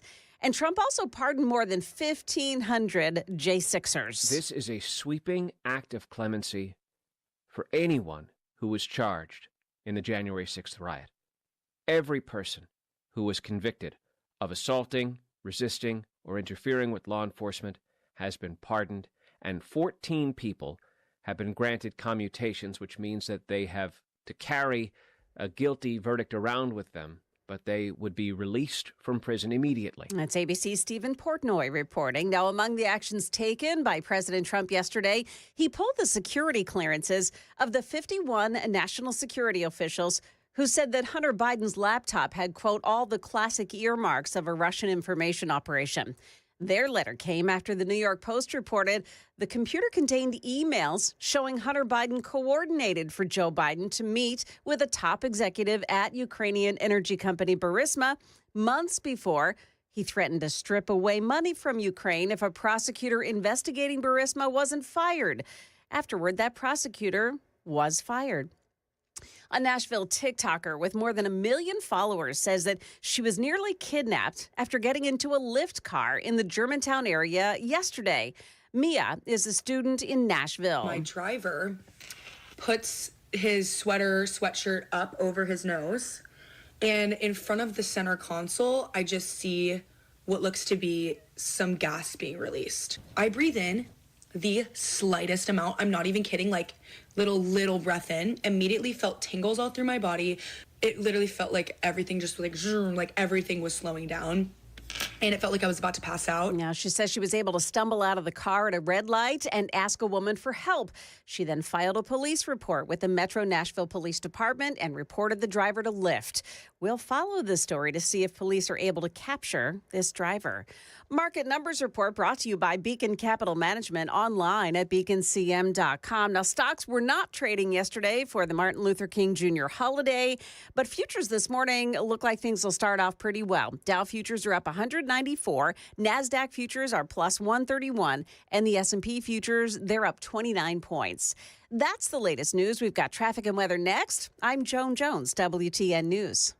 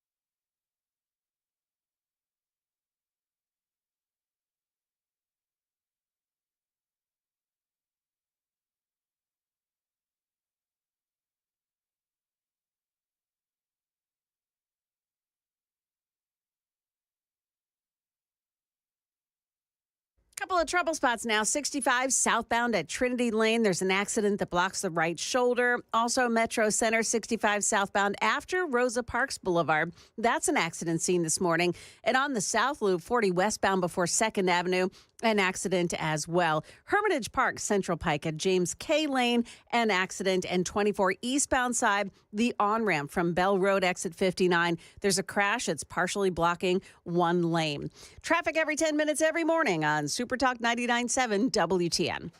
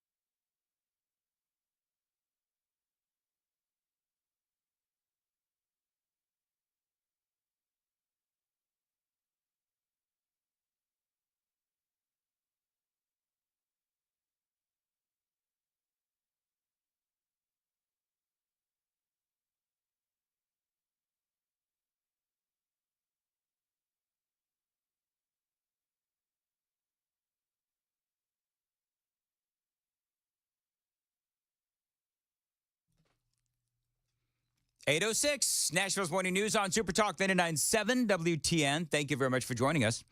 Along with Joan Jones and KGB, Jeff Malinoff, I am Dan Mandis. Thank you. Taking your calls in this segment, 615-737-9986. Basically, there is no topic other than how are you feeling here on the first day, the first full day of a Donald Trump presidency number 2. So while your calls come in, I'm going to play a couple of audio bites here because I want to make sure that I get this in where Joe Biden, of course, as we've been talking about, I'm sure Murphy Show talked about this yesterday as well, where Joe Biden, he pardoned basically his entire family. It turns out, Anderson, there was another promise broken. That is exactly how he has ultimately decided to approach the justice system. And this is a decision that is going to raise so many alarming questions about the legal precedent that this now sets, and will have been really one of the very final acts for President Biden as a sitting president. Yeah, and so I think you had his brothers, probably his brothers' wives and so forth. And I think, these are all the people who received money in their accounts. Remember following the money like we did ad nauseum? You had Hunter's deals with foreign nations and foreign entities. That money would go through those shell accounts, and then it would end up in the bank accounts of various family members. And even the people on CNN. It's just unseemly. If you're going to do it, have the courage to do it in the light of day and explain it to the American people. Yeah, they're not happy. It's a stain on his legacy to do it like this. We can have an argument about, is it necessary? Has Donald Trump promised retribution? Yes, he has. But if you're the President of the United States who said that the curse of Donald Trump was that he didn't respect democracy and didn't respect norms, have the courage to look the American people in the eye and explain what you're doing. That's exactly right. Now, Larry is in Crossville on WTN. You're going to have to do it for me, Jeff. These phones are so jacked up, man. And I almost didn't use the word jacked. Larry, you're on WTN line 4. Go ahead, Larry. Hey, Dan. First of all, it's great to have Joan back. I mean, we love Jay, but, Jones, Joan. Oh, man. Love you. Wow, he never says that about me, Joan. Well. There's probably a reason why. Well, Moving Dan. right along. Well, Dan. Larry, what you got? Well, Dan, the Democrats can sit back and go back to what Barack said, elections have consequences. Mm-hmm.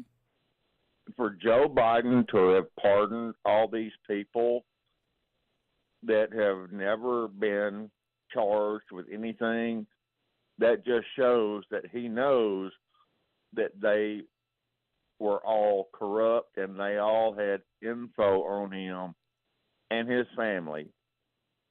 And as far as the J6ers that were pardoned, they should have been pardoned.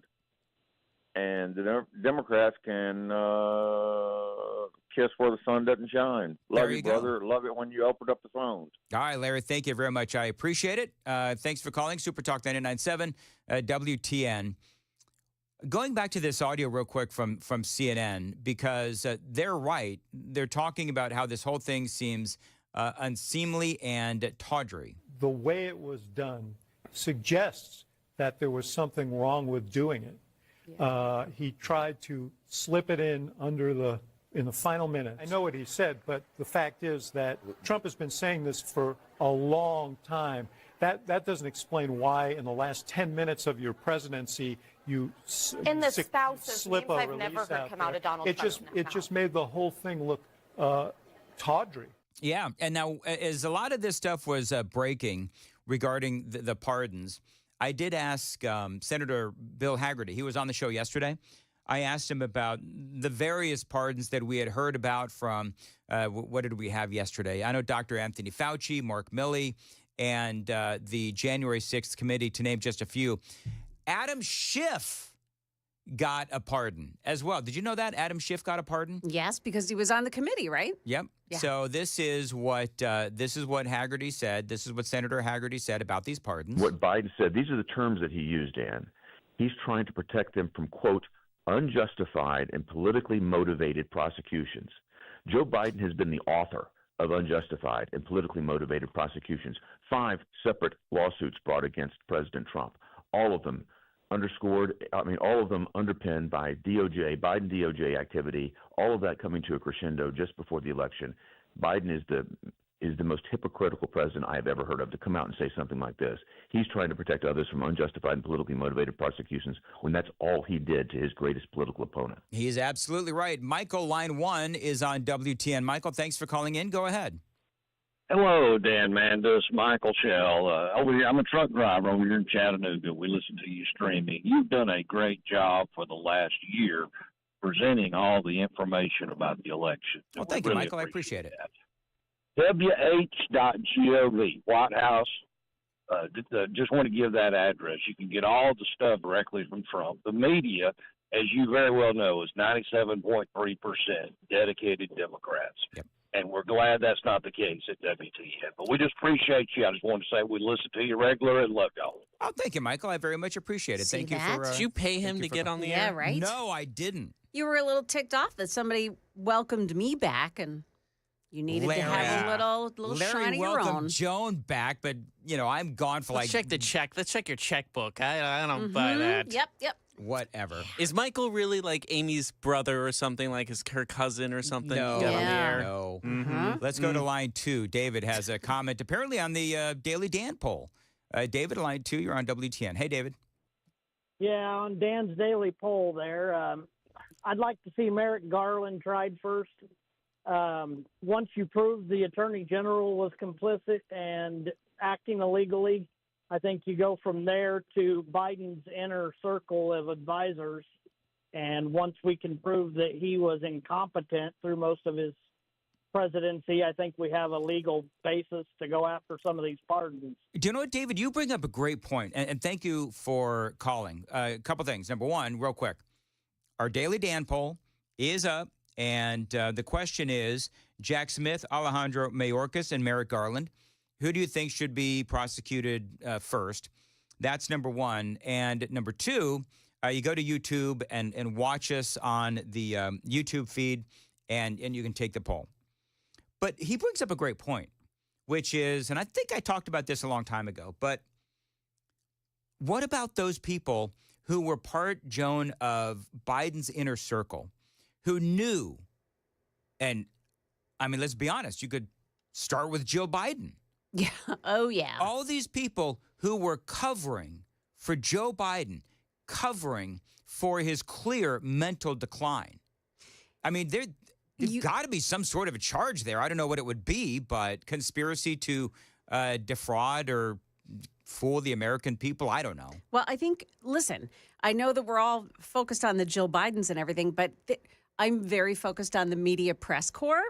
The press corps that followed him around, the Karen Travers of ABC News who rode on the plane with him daily. Don't tell me you didn't see this man's absolute decline. You lied to the American people. You still lie to the American people, and it makes me so mad. Yeah, you've got, you and I talked about it before. I forget who these people were, but we've had the media now coming out and saying, well, we should have asked the questions. We didn't press hard enough, this, that, and the other. And it's like, yeah, but now you're asking people to continue to follow you on X or, TikTok or whatever. Why should they trust you now? Absolutely. Let's see here. Dorothy is in Alabama on line 1. Hey, Dorothy, go ahead.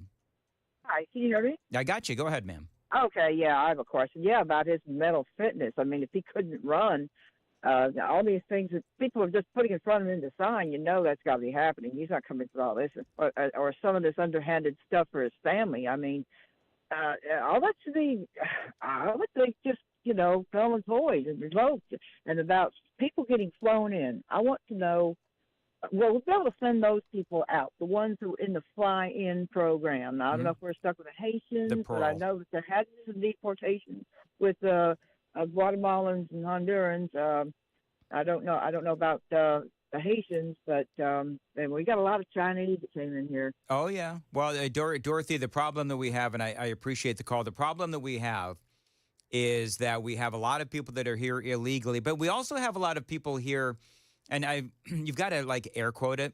You've got people that the Biden administration deemed legal because they just it's catch and release. So, maybe I should have asked Jonathan Fahey this, but you have people that the Biden administration would deem legal, but by the usual terms, they're not because there wasn't any vetting. They didn't really have to fill out any paperwork. We have no idea who these people are. So I think that's part of what has to be worked out. But I think that it's going to be a while before they start talking about that aspect of it because, we have a lot of the criminals, the Tren de Araguas and the MS-13s that need to, be ushered out first. And so we'll continue to watch all of that. Let's go to line 5, John in the Borough on WTN. Hey, John. Hey, thanks for taking my call. First off, I want to say love Joan. She's awesome. And when Thank my wife, you, John. I got to say this. How do you like me? Anybody I like love me? you too, Dan. You do a good job. But my wife, when she sees me watching this on my phone, she'll say, "Oh, you're looking at your eye candy." Anyway, oh man, love your wife. Give her my love. hey, I'm over 20 years Navy veteran from the 70s, 80s, and 90s, and I'm gonna tell you, even back then, we all everybody ever said is we need to turn Iran into a glass parking lot. Because this is how long these people have been out of control. You're absolutely right. That's all I wanted to say. All right, John, thank you very much. No one likes me, I think. Do you know, Joan? Oh, stop. Everybody Joan, loves you. Joan is eye candy. I think that I'm like eye broccoli. I'm like Okay, eye that's just harsh sauerkraut. on yourself. I'm like eye sauerkraut. Maybe Is that what it is? Cauliflower. Eye cauliflower? Onions. I think onions. Like if you Onions. cook them properly, they're good, but you can't have it raw. All right, I'm done with you people. Tyler is on line 2 on WTN. Hey, Tyler, go ahead.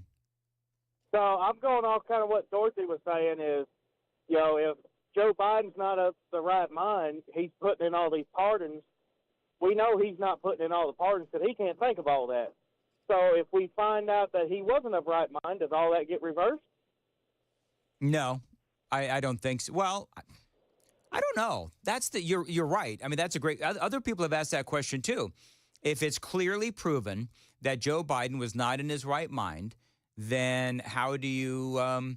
Then can we reverse some of these pardons? But see, the thing is, now that they've been pardoned, if there is an investigation, then they're not protected. They can't, risk of self incrimination and all that. They can't plead the fifth. So there is that aspect of it as well. I think Murphy Show actually said that yesterday, and it was a great point. Tyler, thank you very much for calling in. Anthony is on line 3 on WTN. Anthony, go ahead. Real quick, I want to give KGB a shout out as he was feeling lonely, but just Thank you. There you go. Great. Also, KGB, just so we're clear, it doesn't count when you have to prompt.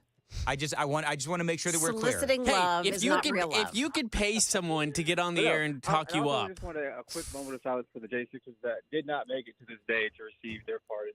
They took their own lives. There were a few of them that did. Yes, I agree. Absolutely. That's a great point, Anthony. Very much appreciate the call.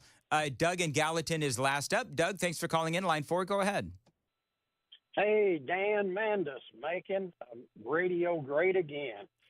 And Joan, I do love you too. You are super good. But Dan, I do like to listening to you, especially on Red Eye Radio. Thank you, Doug. Because there's some weird things happens on that Red Eye Radio. Oh my Lord! Yeah, there is. There are. It's kind of crazy. Mm-hmm. But hey, I'm really looking forward to this administration, and we finally, I think, I'm so glad that Trump was not reelected in his last attempt before this, because we would have still been in court, we would have still been fighting, and things, we probably wouldn't have the Senate or the House back then.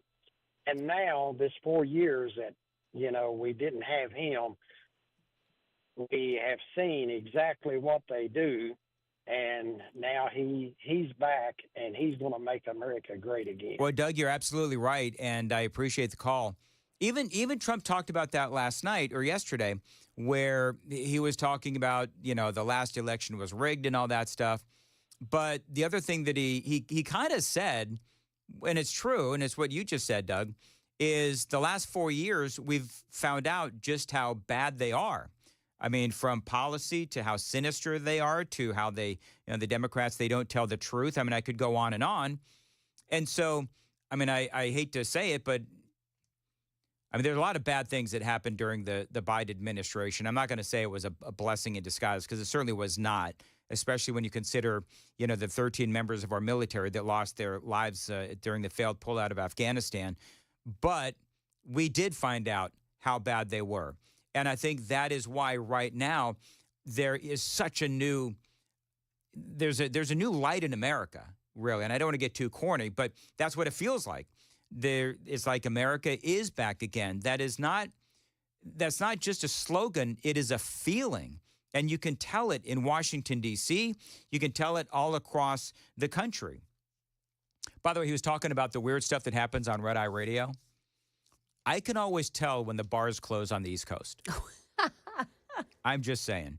823 on Super Talk 99.7 WTN. Dan Mandis here with a question for you. If your roof was destroyed in a storm, how much of that replacement cost would your insurance company cover? Now, if you don't know, you really do need to ask, because some of these insurance companies refuse to pay full replacement cost. They'll deduct money for an older roof, and this means that the insurance company is going to depreciate how much they pay for your roof claim. An older roof, they're going to pay you less, and that could leave you on the hook for thousands of dollars. Now, my friends at King and Associates Insurance, they will pay full replacement cost. So whether you have to replace a 10-year-old roof or a 2-year-old roof, they will pay for it to be replaced, period. That is that kind of focus on customer service that makes King and Associates Insurance one of the absolute best insurance companies around. Call them, tell them Dan told you to reach out. 615-329-8121. 615-329-8121. Get your royal review. tkinginsurance.com.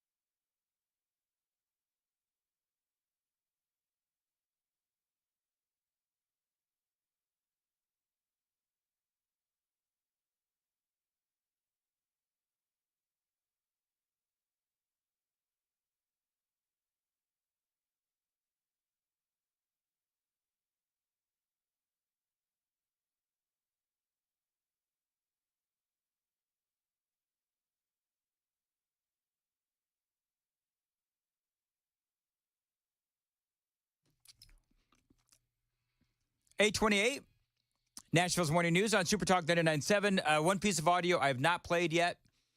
Peter Doocy asked Donald Trump if Joe Biden left him a letter.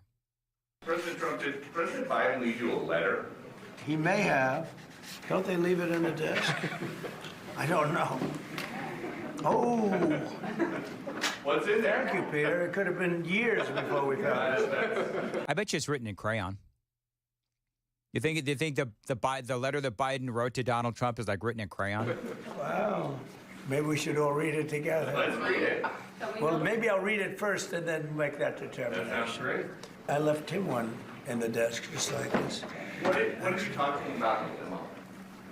Unification of our country. Yeah, but then he starts talking about how Biden conveniently didn't mention all of the pardons in the limo ride to wherever they were riding to. That would have been an interesting conversation. More on what Donald Trump and Joe Biden talked about in that limousine coming up next. Joan Jones has the news on Super Talk 99.7 WTN.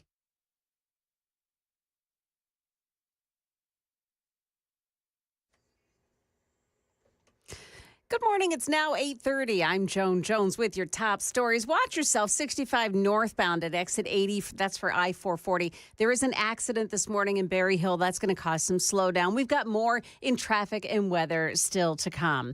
The electric grid is holding steady for now, but Nashville Electric Services says so many people are staying indoors and warm during this cold streak that it's putting a strain on the power grid. NES advises keeping the thermostat at 68 degrees or lower, sealing drafts, unplugging unused appliances, and opening the curtains to allow the sun to heat up your home. Well, he preemptively pardoned his family, and former President Biden also granted freedom to a man who killed 2 FBI agents. Native American activist Leonard Peltier was convicted in 1977 of killing 2 FBI agents. He's always denied it, and over the decades, Peltier's defenders have argued the case against him was flawed. In 2000, his then-attorney told ABC News, Mr. Peltier was convicted only after the FBI terrorized a number of witnesses. In recent weeks, former President Biden was strongly urged by then FBI Director Christopher Wray not to grant the 80-year-old clemency, and the FBI Agents Association now says it is outraged by the move. Stephen Portnoy, ABC News, Washington. Now, among the hundreds of executive orders yesterday from President Trump, the exoneration of 1,500 people charged, some even not yet charged, in the riot at the Capitol on January 6, 2021. Now, just this morning, ABC's Craig Melvin on the Today Show tried to pinhole newly confirmed Secretary of State Marco Rubio into responding to that exoneration. I think it's unfortunate. You know, our first engagement is I agree to come on this morning with you. I'm going to be working on foreign policy issues, and you want to revisit these issues that are going on in domestic politics.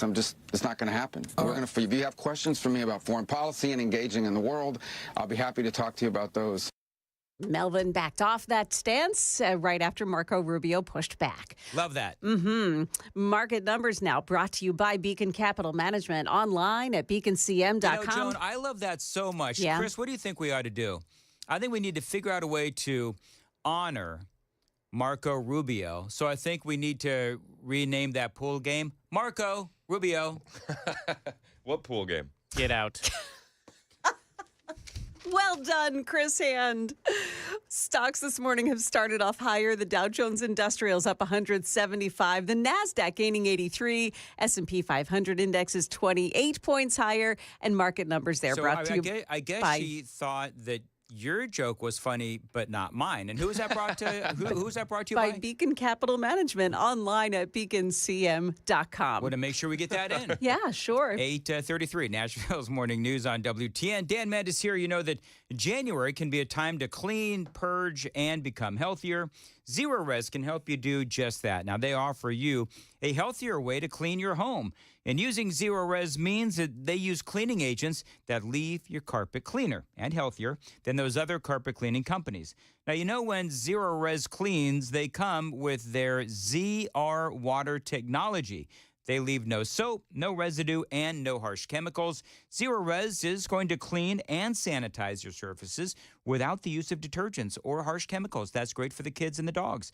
which means that, yes, your carpet stays clean longer, unlike those other carpet cleaning companies. I've been a customer of Zero Res for years. Now, right now, they've got a great deal going on. 3 rooms of carpets cleaned for just $99. Again, 3 rooms of carpets cleaned, just $99. And you can celebrate the new year with 25% off of upholstery cleaning. Be healthy and stay healthy in 2025 with Zero Res. Restrictions may apply. Call them. Tell them Dan told you to reach out. 615-535-9376. 615-535-9376. Book online, ZeroResNashville.com.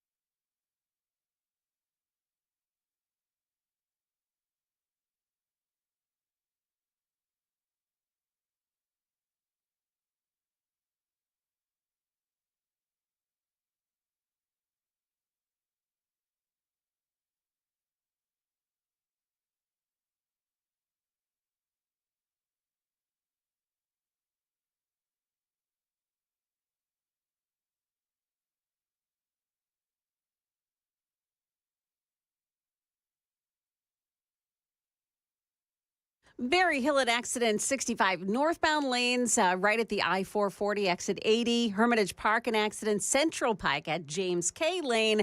And also in Glen Cliff 24 westbound, the off-ramp to Briley Parkway. There's a crash there in the right lane of that off-ramp is blocked. Traffic every 10 minutes every morning on Super Talk 99.7 WTN.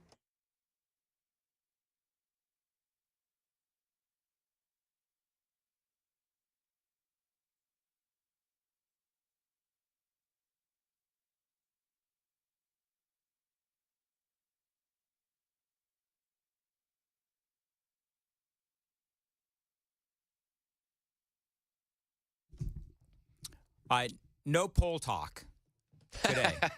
That was Murphy. Yeah, that was not poll Chris. talk. Murphy was more fixated on your poll. Murphy was. Now you're going down the road. I was trying to avoid it. No, in Chris's defense, Murphy was the one that brought it up first, and that's when the he was the snowball instigator. happened. That's when the wheels fell off. Yeah, that's when he started talking about a man my age and being able to get the poll up every day. And now you're the one bringing it up. I'm sorry? No, what? What happens with you boys when I'm not here? You know what? It was not good. Yeah. I'm going to move right along. By the way, our daily our daily Dan poll. Jack Smith, Alejandro Mayorkas, Merrick Garland. None of those 3 got a pardon. So who would you like to see Pam Bondi go after first? The Daily Dan poll, where we ask the hard questions. Come on, Chris. What? Work with me, buddy. Is that a thing? What? Nothing. I didn't hear anything. Apparently, Malinoff is... This poll's just like, we're going to have to stop doing this at some point. Anyway, so go to YouTube and... See our poll. Come on. Enough. All right, We got it. No, we got it. I don't know why this keeps happening. Anyway. Oh, I wonder why. Who's winning? It was Garland's at Mayorkas is leading the charge at 69%. It was originally 73. It has dropped. Garland has taken 23%, and Jack Smith has stayed level at 8%. And what is the question? Who should Pam Bondi go after first? Okay. Because then none of them have received a pardon. I like it. Who do you say? I would like to see Mayorkas, but he was already deflecting. Did you see him, was it 2 days ago? He was like, I was just following orders. You know, there's a lot of decision-making that happens. Yeah, I've heard that before, haven't you? That's very familiar, actually. So I think I'm become such a bigger fan of Marco Rubio since he told Savannah Guthrie to stick it. I think what we need to do is change that pool game to Marco Rubio. Still not funny. The first Still time, not funny. it was not funny 10 minutes ago.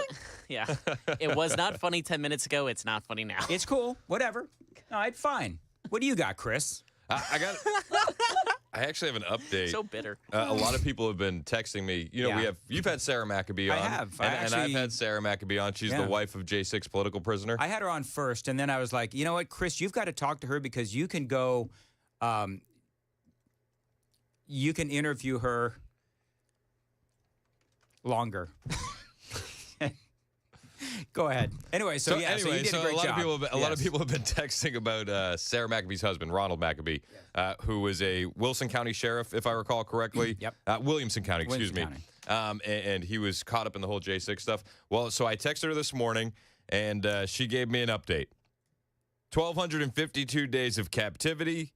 And Ronald was released at 11:15 last night. We're hearing, and that is awesome news. That is terrific. You got to get him on the show. Yeah, we're working on it. So I'm just I didn't drop the ask yet. I'm like, you guys take a week, you know, take a month, decompress, and then because you gotta rewire. Okay, then I'll send her a text today.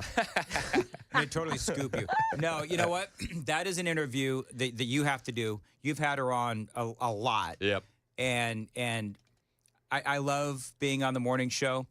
My segments are really short, and just because of the formatting of the show, I want you to have that great conversation with Ronald and Sarah. Yeah, I'm looking that's forward to it. Great. It's going to be awesome, but it is. I'm really, really excited for them. So congratulations to the Maccabees. She's just been a beast. I mean, she hasn't stopped. She started the Stand in the Gap Foundation. Yeah, she was paying for everywhere, raising money for flights to people to go visit J6 prisoners, raising money for appellate lawyers for J6 prisoners. So she's been a lightning rod in this conversation, and so I'm really happy for those guys. I will say that I hope Sarah's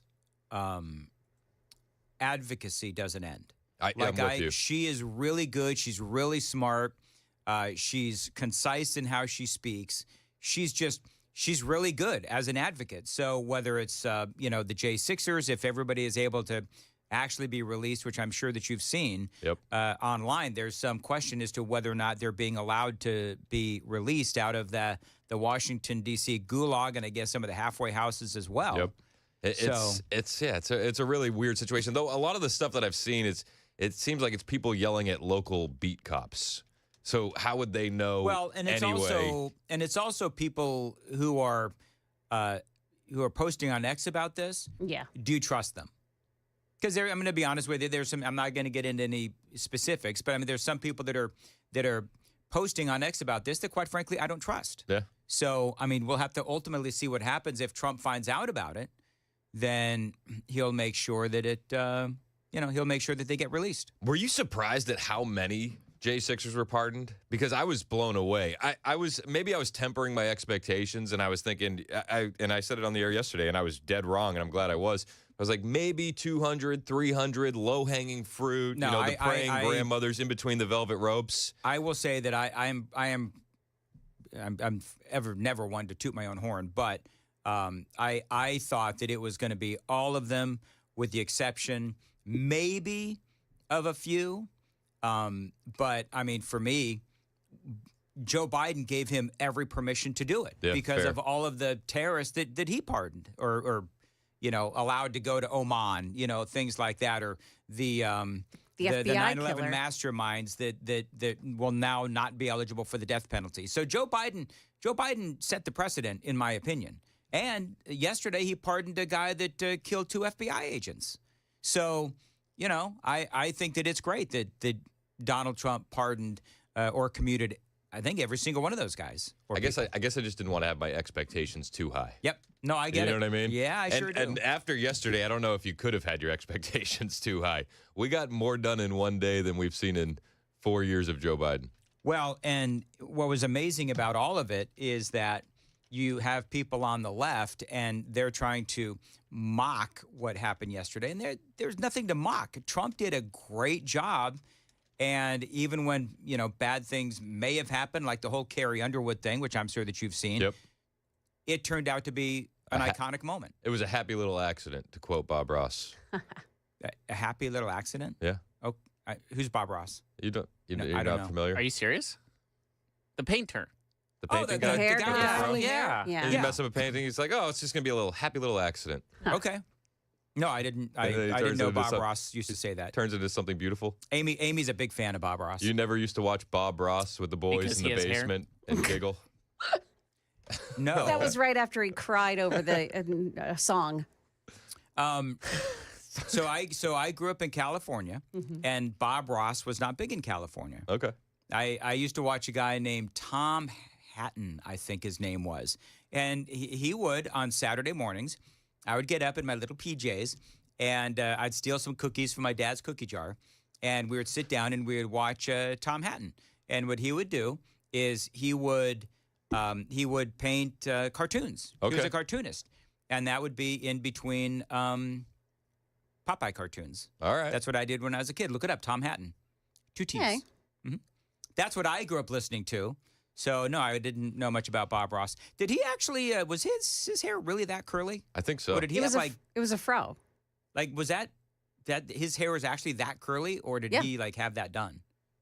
I thought I was sold on it. I'm pretty sure that it was an actual fro. Do you know that my mom, when I was about 11 years old, she wanted me to get a perm. Really? Yeah. Wow. I can't see it. It's kind of funny. She actually, this is honest to goodness truth, she gave me, as like an 11, 12-year-old, she actually gave me and my brother like $50. She said, if you get a perm, I'll give each of you $50. And I'm like, I didn't care. I Whatever. still need to see you with actual hair. Did you do it? You did it? No, I didn't. I got the $50, but for some reason You took the money and ran. I took the money and ran. Cheated your mom. Dan, do you have pictures of you with hair? Because I need to see like evidence that you had hair in the first place. There's pictures of me with. I used to have Axl Rose looking hair, actually. What? Yep. How much of the inaugural ball stuff did you watch last night?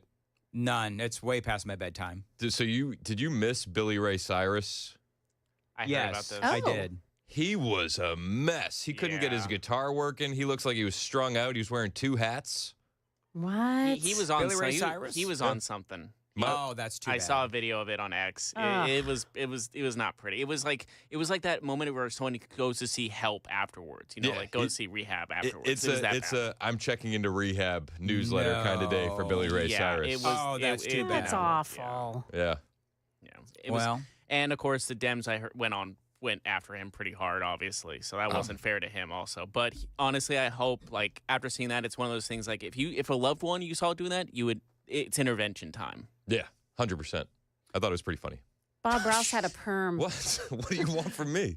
No, They put him up on stage. Actually, Somebody you know what? sent him out there. I was going to say that's actually a good point. If somebody didn't notice that he was so out of it, and they send him up on stage, I mean that's kind of sad. Actually. I'm reading Kind of feels like Joe Biden. I think what's happening. That's a great Yes. point. John. I think what's happening with Billy Ray Cyrus, doesn't matter how much he drinks or whatever, he's not going to be able to forget singing "Achy Breaky Heart." 'Cause I think that's what he's trying to do. He's trying to forget "Achy Breaky He's Heart." got PTSD. I am reading in the chat. Apparently, they did cut him off at one point.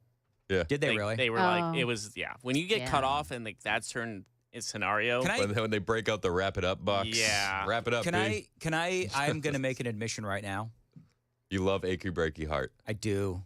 Like there's certain. Do you guys have a song that you or songs that are just like your? You know, it's a goofy song or whatever, but you just like. I love "Achy Breaky Heart." You know what else I love the Macarena.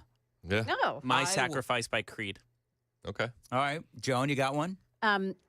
Styx, Beth. Honestly. Joan listening to Styx. Interesting Yeah. call. I know. It's one of those songs that I really. Yeah. Do you mean Babe? No, wasn't it Beth? No, Beth is Kiss. All right, hold on. Wow. We're diving deep into the rabbit hole, aren't we? Wow. No, it's a difference. Beth by Kiss is a completely different song. Yeah. Than, Babe. You're right, Babe. Dan, Babe, you're right. Babe. All right. Okay. Mine's the Cars for Kids jingle. The Cars for Kids jingle. When they drop that remix. Can you sing it now? Yeah, 1-877 Cars for Kids. I try my to get God. people to do it at the 877 right before Cars hold up for Kids. in the YouTube chat, Archie Watson, right before you said that goes, I like the Cars for Kids jingle. Remember when they dropped that remix over the holidays? That was fire. Yeah. Yeah. That I was sure so do. good. Mhm. My kids love it too. I'll catch them singing it all the time. People want your head now for even bringing that up because now it's stuck in everyone's head. Listen, that was Chris that did it. If honestly, if I ever go to a mental asylum, it's because that Cars for Kids song is in my head and they can't get out. I'm just like Try listening bashing to them. it for 11 years. Bangers I've are listened to it bangers. for a year and I've had enough. In your headphones, like very close to your head. That's exactly right. A hit is a hit. Oh, there's another song I love that I might be a little kooky, but it's "I'm Still Standing" by Elton John. Okay. Because I played that song was played in my after Trump won, and it was just like it works for him perfectly. I play that every year on the anniversary of Biden's Winter of Death comments. That's good. That's a good. 2008 says "My Ding-a-ling." Let's see here. I thought we were done talking about the poll. I was gonna say the same thing. I guess we've stumbled into guilty pleasure songs. Yeah. Rhythm is a Dancer says 4870. Peter says Bread If. Okay. Ooh, that's a good one. I don't How about know. Baby Shark? I love Baby Shark. I love that song. Nah, that's a Sorry. cancelable offense in my house. You've Really? heard it. So You've heard it to that I just want to limit, make huh? sure we're on the same page. Cars for Kids, okay. Banger. But where you draw the Baby line is the shark song. Yeah. Okay. That's right. That's the line in the sand. Okay. Apparently, 2690 says he tried to sing. Billy Ray Cyrus tried to sing "Achy Breaky Heart" and he messed that up. Yep. Yeah, it was. How could you mess up "Achy Breaky Well, Heart"? when you're on whatever he was on, It looked like opioids Was to it me. that bad? it was not. He was not drunk. It It was that more bad. than. Put It it was this more way. than drunk. Blackburn posted a picture of him. Was it 2 days ago, or like the day before the inauguration? And I was like, "Whoa, he's looking rough." Oh yeah, I think that was Saturday, if I'm not mistaken. And then everything went down. I was like, "Yeah, that tracks." Yeah. I'm too sexy, right? Said Fred. It's a good one. Mm-hmm. Oh, aquarium, Barbie girl. Yeah. I don't even know what that is. What? You would know it You if you know heard it. what it is. I'm a Everyone Barbie knows. girl in a Barbie world. No, man. But I like how you did the Yeah, well, did the whole You gotta thing. do it. You Did gotta do the did dance. plastic doll. That's for the Super Talk TV watchers. Exclusive. Like and subscribe for more. Oh, now you got to do it on your show. Tommy Two Tone 8675309. One of the greatest one-hit wonders ever. Oh, Tom, do you know that song? Have you ever heard it? But I got distracted. Jason said, "I'm an excavator" by Blippi. Oh, yeah. Also, also a banger. Joan, you know that one, right? Oh, yeah, sure. You didn't even know your favorite song. I know. Paul McCartney, Wonderful Christmas Time. Oh, gosh, that's the worst. Blame Fly Girl in the YouTube chat on that one. Fly Girl. Hey, 8896 Family Force 5 Chainsaw. I don't think I've heard that before. Christian rock at its best. What is it? Christian rock rules. Yeah. By the way, did you notice the old man moment, Chris, that I actually had with you just a scant few moments ago in the hallway? No. So Chris is sitting at his usual place. I'll be honest. The old man moments are starting to become wallpaper, Dan. So I actually realized that I probably shouldn't have done what I did with you. And not the poll conversation from yesterday. I walk out and in the hallway here, there's a bunch of crackers on the ground. Yep. I saw that too. Now, What? 3 years ago when we started this show, we had a mascot that was a mouse, and it was running around, and it's like, well, gee, I wonder why we have mice. There's a mouse over there in the traffic studio. You did it. He's in a very dad kind of way, disgruntled, walking away under his breath. Well, this is why we have mice. That is exactly what I did. Mice. I'm like, we have mice? I walked into Chris. I said, what's with all the crackers on the floor? And Chris like, oh. I don't know. And so then I did. I started muttering, walking away. This is why we have mice. This is why we can't have nice things. I went into, this is not nice here, actually. It's not nice at all. So then I went into the bathroom, and I'm doing what you do in a bathroom. And I'm standing there, and I'm like, I shouldn't have said that to Chris. I sounded old. And so then, of course, I talk about it on the radio. You had your cane and walking with a hunch on your back. This is why we have mice. Get off my lawn. I sounded old. Get off my lawn. Show prep. Listen, if I have a cane, I'm not afraid to use it against you all. So there you go. Okay, Papa. What's that's not going to happen again. So that was my grandpa's name. Okay, good. That's why, because he had a cane, and before he went in a wheelchair, he had a cane, and he liked to point at people with it. Oh, okay, good. Did it hurt? He never hit me because I was too fast for him. All right. He's very slow. Moving right along. Okay. Bobbed and weaved. Very quickly, I want the final results on the poll, and what do you have coming up next? All right. Well, for the first time in some years, we woke up today and Donald Trump is your president. The man's been working hard, and we'll cover everything that he's gone through, from the executive orders to the reaction to them. Now, Marco Rubio's in the news, and it's really good, where he took on Savannah Guthrie on NBC News, or is it ABC? But anyway, he did so well. I think we need to change the pool game to Marco Rubio. Huh? Third time's not the charm. Get out. Just, you know what? I'm going to go. Get out. I'm going to go home. I'm going to tell that joke to Amy and see if she laughs. Because every once in a while, she'll laugh at one of my jokes. She'll give you a stone look. I'm guaranteeing she's giving you a stone look. We pay her to give you a little fun at home because you're not getting it here. Yeah. Good Lord. How much does it cost? All right. Can I say the poll? And Yeah. Can we end this now? Yes, go. All right. So the final poll results after 200-plus votes, Mayorkas went down to 66%. Right. Garland got 26%, and Jack Smith stays at 8%. But All right. Mayorkas is the undisputed winner, hands down. All right, 8:56, Nashville's Morning News. Dan Mandis here for Busy Bee Plumbing, Heating, and Cooling. They are your Rude Pro partner, and they're my partner as well. I love these folks. I've been working with them for years. Now, Busy Bee is always looking for ways to save you money. Here in a very cold January, some red-hot deals.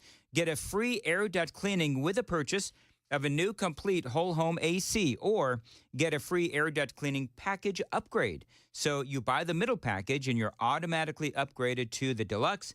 And they're also offering you 15% off indoor air quality products.